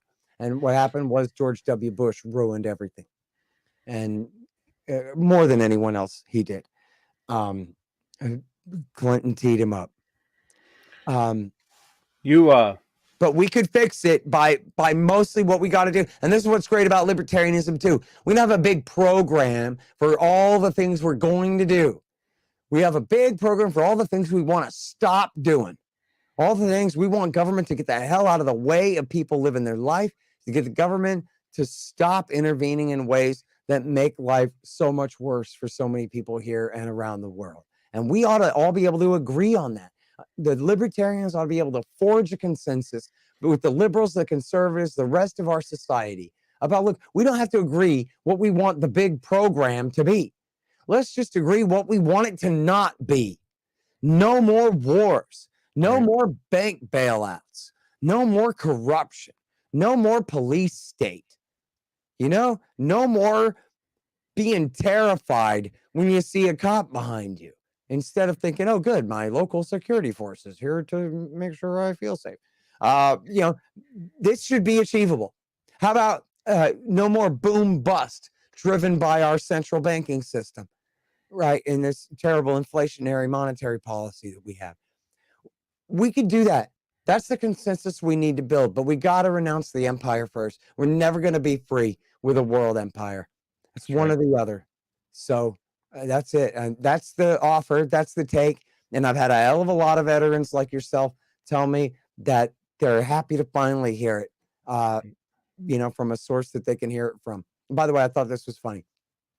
Right before I quit Twitter again, I saw where someone said, yeah, man, Scott Horton did so great beating up Bill Kristol in that debate. And then I saw another guy say, nobody cares about those debates. They don't ever change anybody's mind. That doesn't mean anything. And I just thought to myself, haha, that's funny. Because I just got back from Minnesota where I did an event with the former governor about Defend the Guard that was hosted by a guy who said that where he found me was watching my debate with Bill Kristol. And that was how he knew that he didn't have to believe in this crap anymore. I don't know who you're talking about. I don't know who you'd be talking about. You mopped the floor with him. He walked out of there. He forgot he was supposed to be a neocon. Wasn't it great? He kept putting up his mask like he was hiding and everything. Great.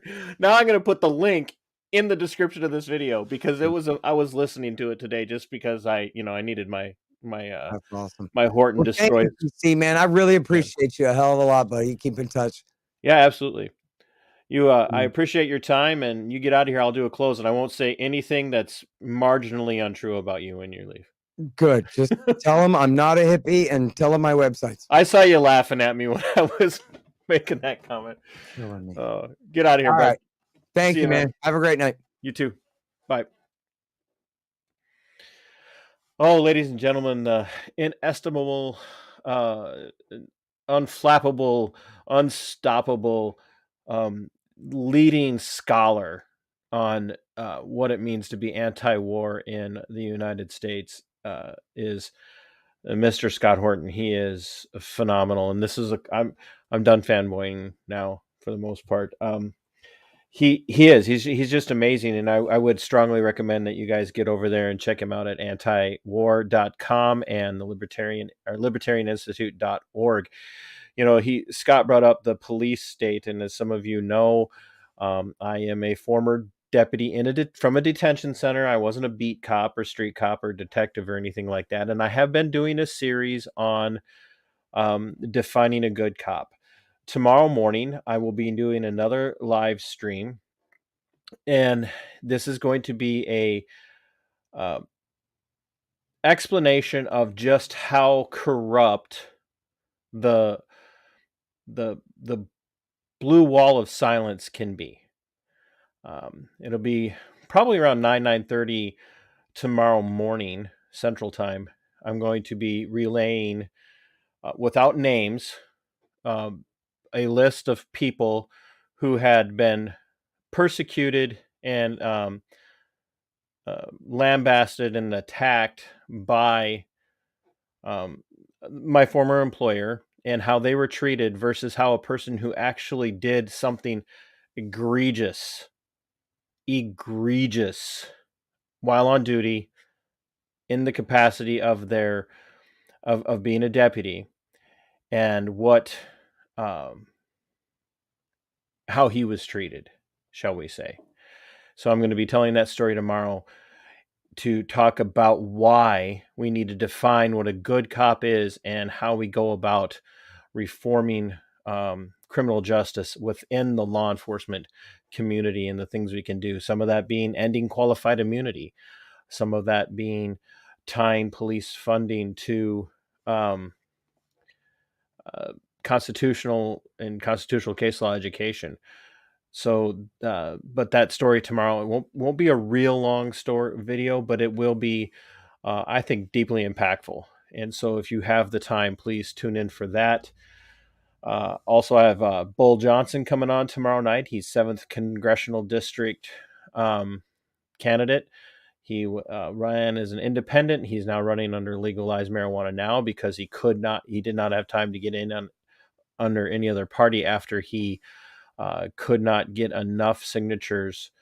Let's just put it this way. The uniparty in Minnesota is as bad as the uniparty everywhere else. They don't want any kind of candidate that's not a Republican or a Democrat running. And Bull is the real deal. He's coming on tomorrow night for another episode of Libertarian Lowdown. And I am also working on more for my Q series.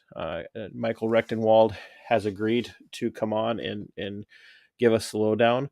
And I'm also working on finding somebody to come on and talk about the College of the Americas, which is an American military training practice where we train American imperialism to small third world military dictators. So we've got some stuff going on. We got some things coming up.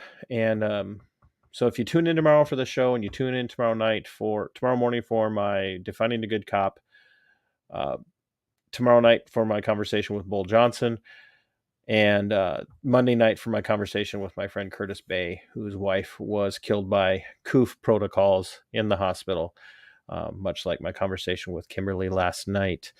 So if you haven't yet, find me on Twitter at Robe Regiment. It's been scrolling along the bottom this whole time. Please go to the YouTube channel. If you're not watching on YouTube, if you're watching on Facebook, please go to the YouTube channel, subscribe, hit the bell icon, share the video out from YouTube. It's a lot easier to share it there. And I love to use YouTube's practices against them. And if you're interested and you like the content and you want to see another voice grow, head over to Subscribestar and find Minnesota Black Robe Regiment podcast and pick one of 4 levels of support.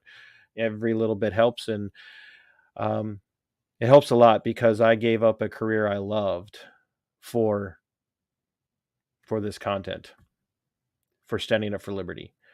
They hated me.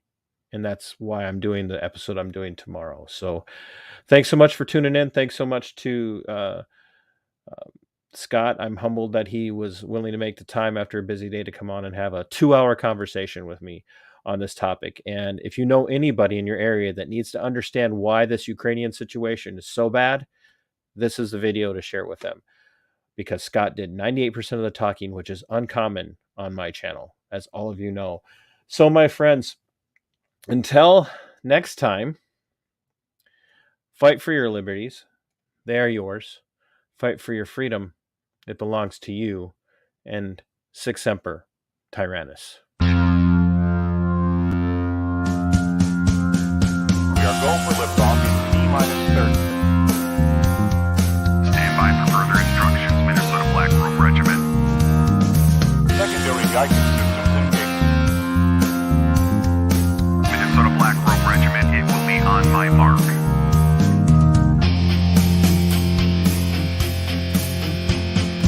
All systems are a go. All systems are a go. Minnesota Black Robe Regiment, you are over the target. You are authorized to fire at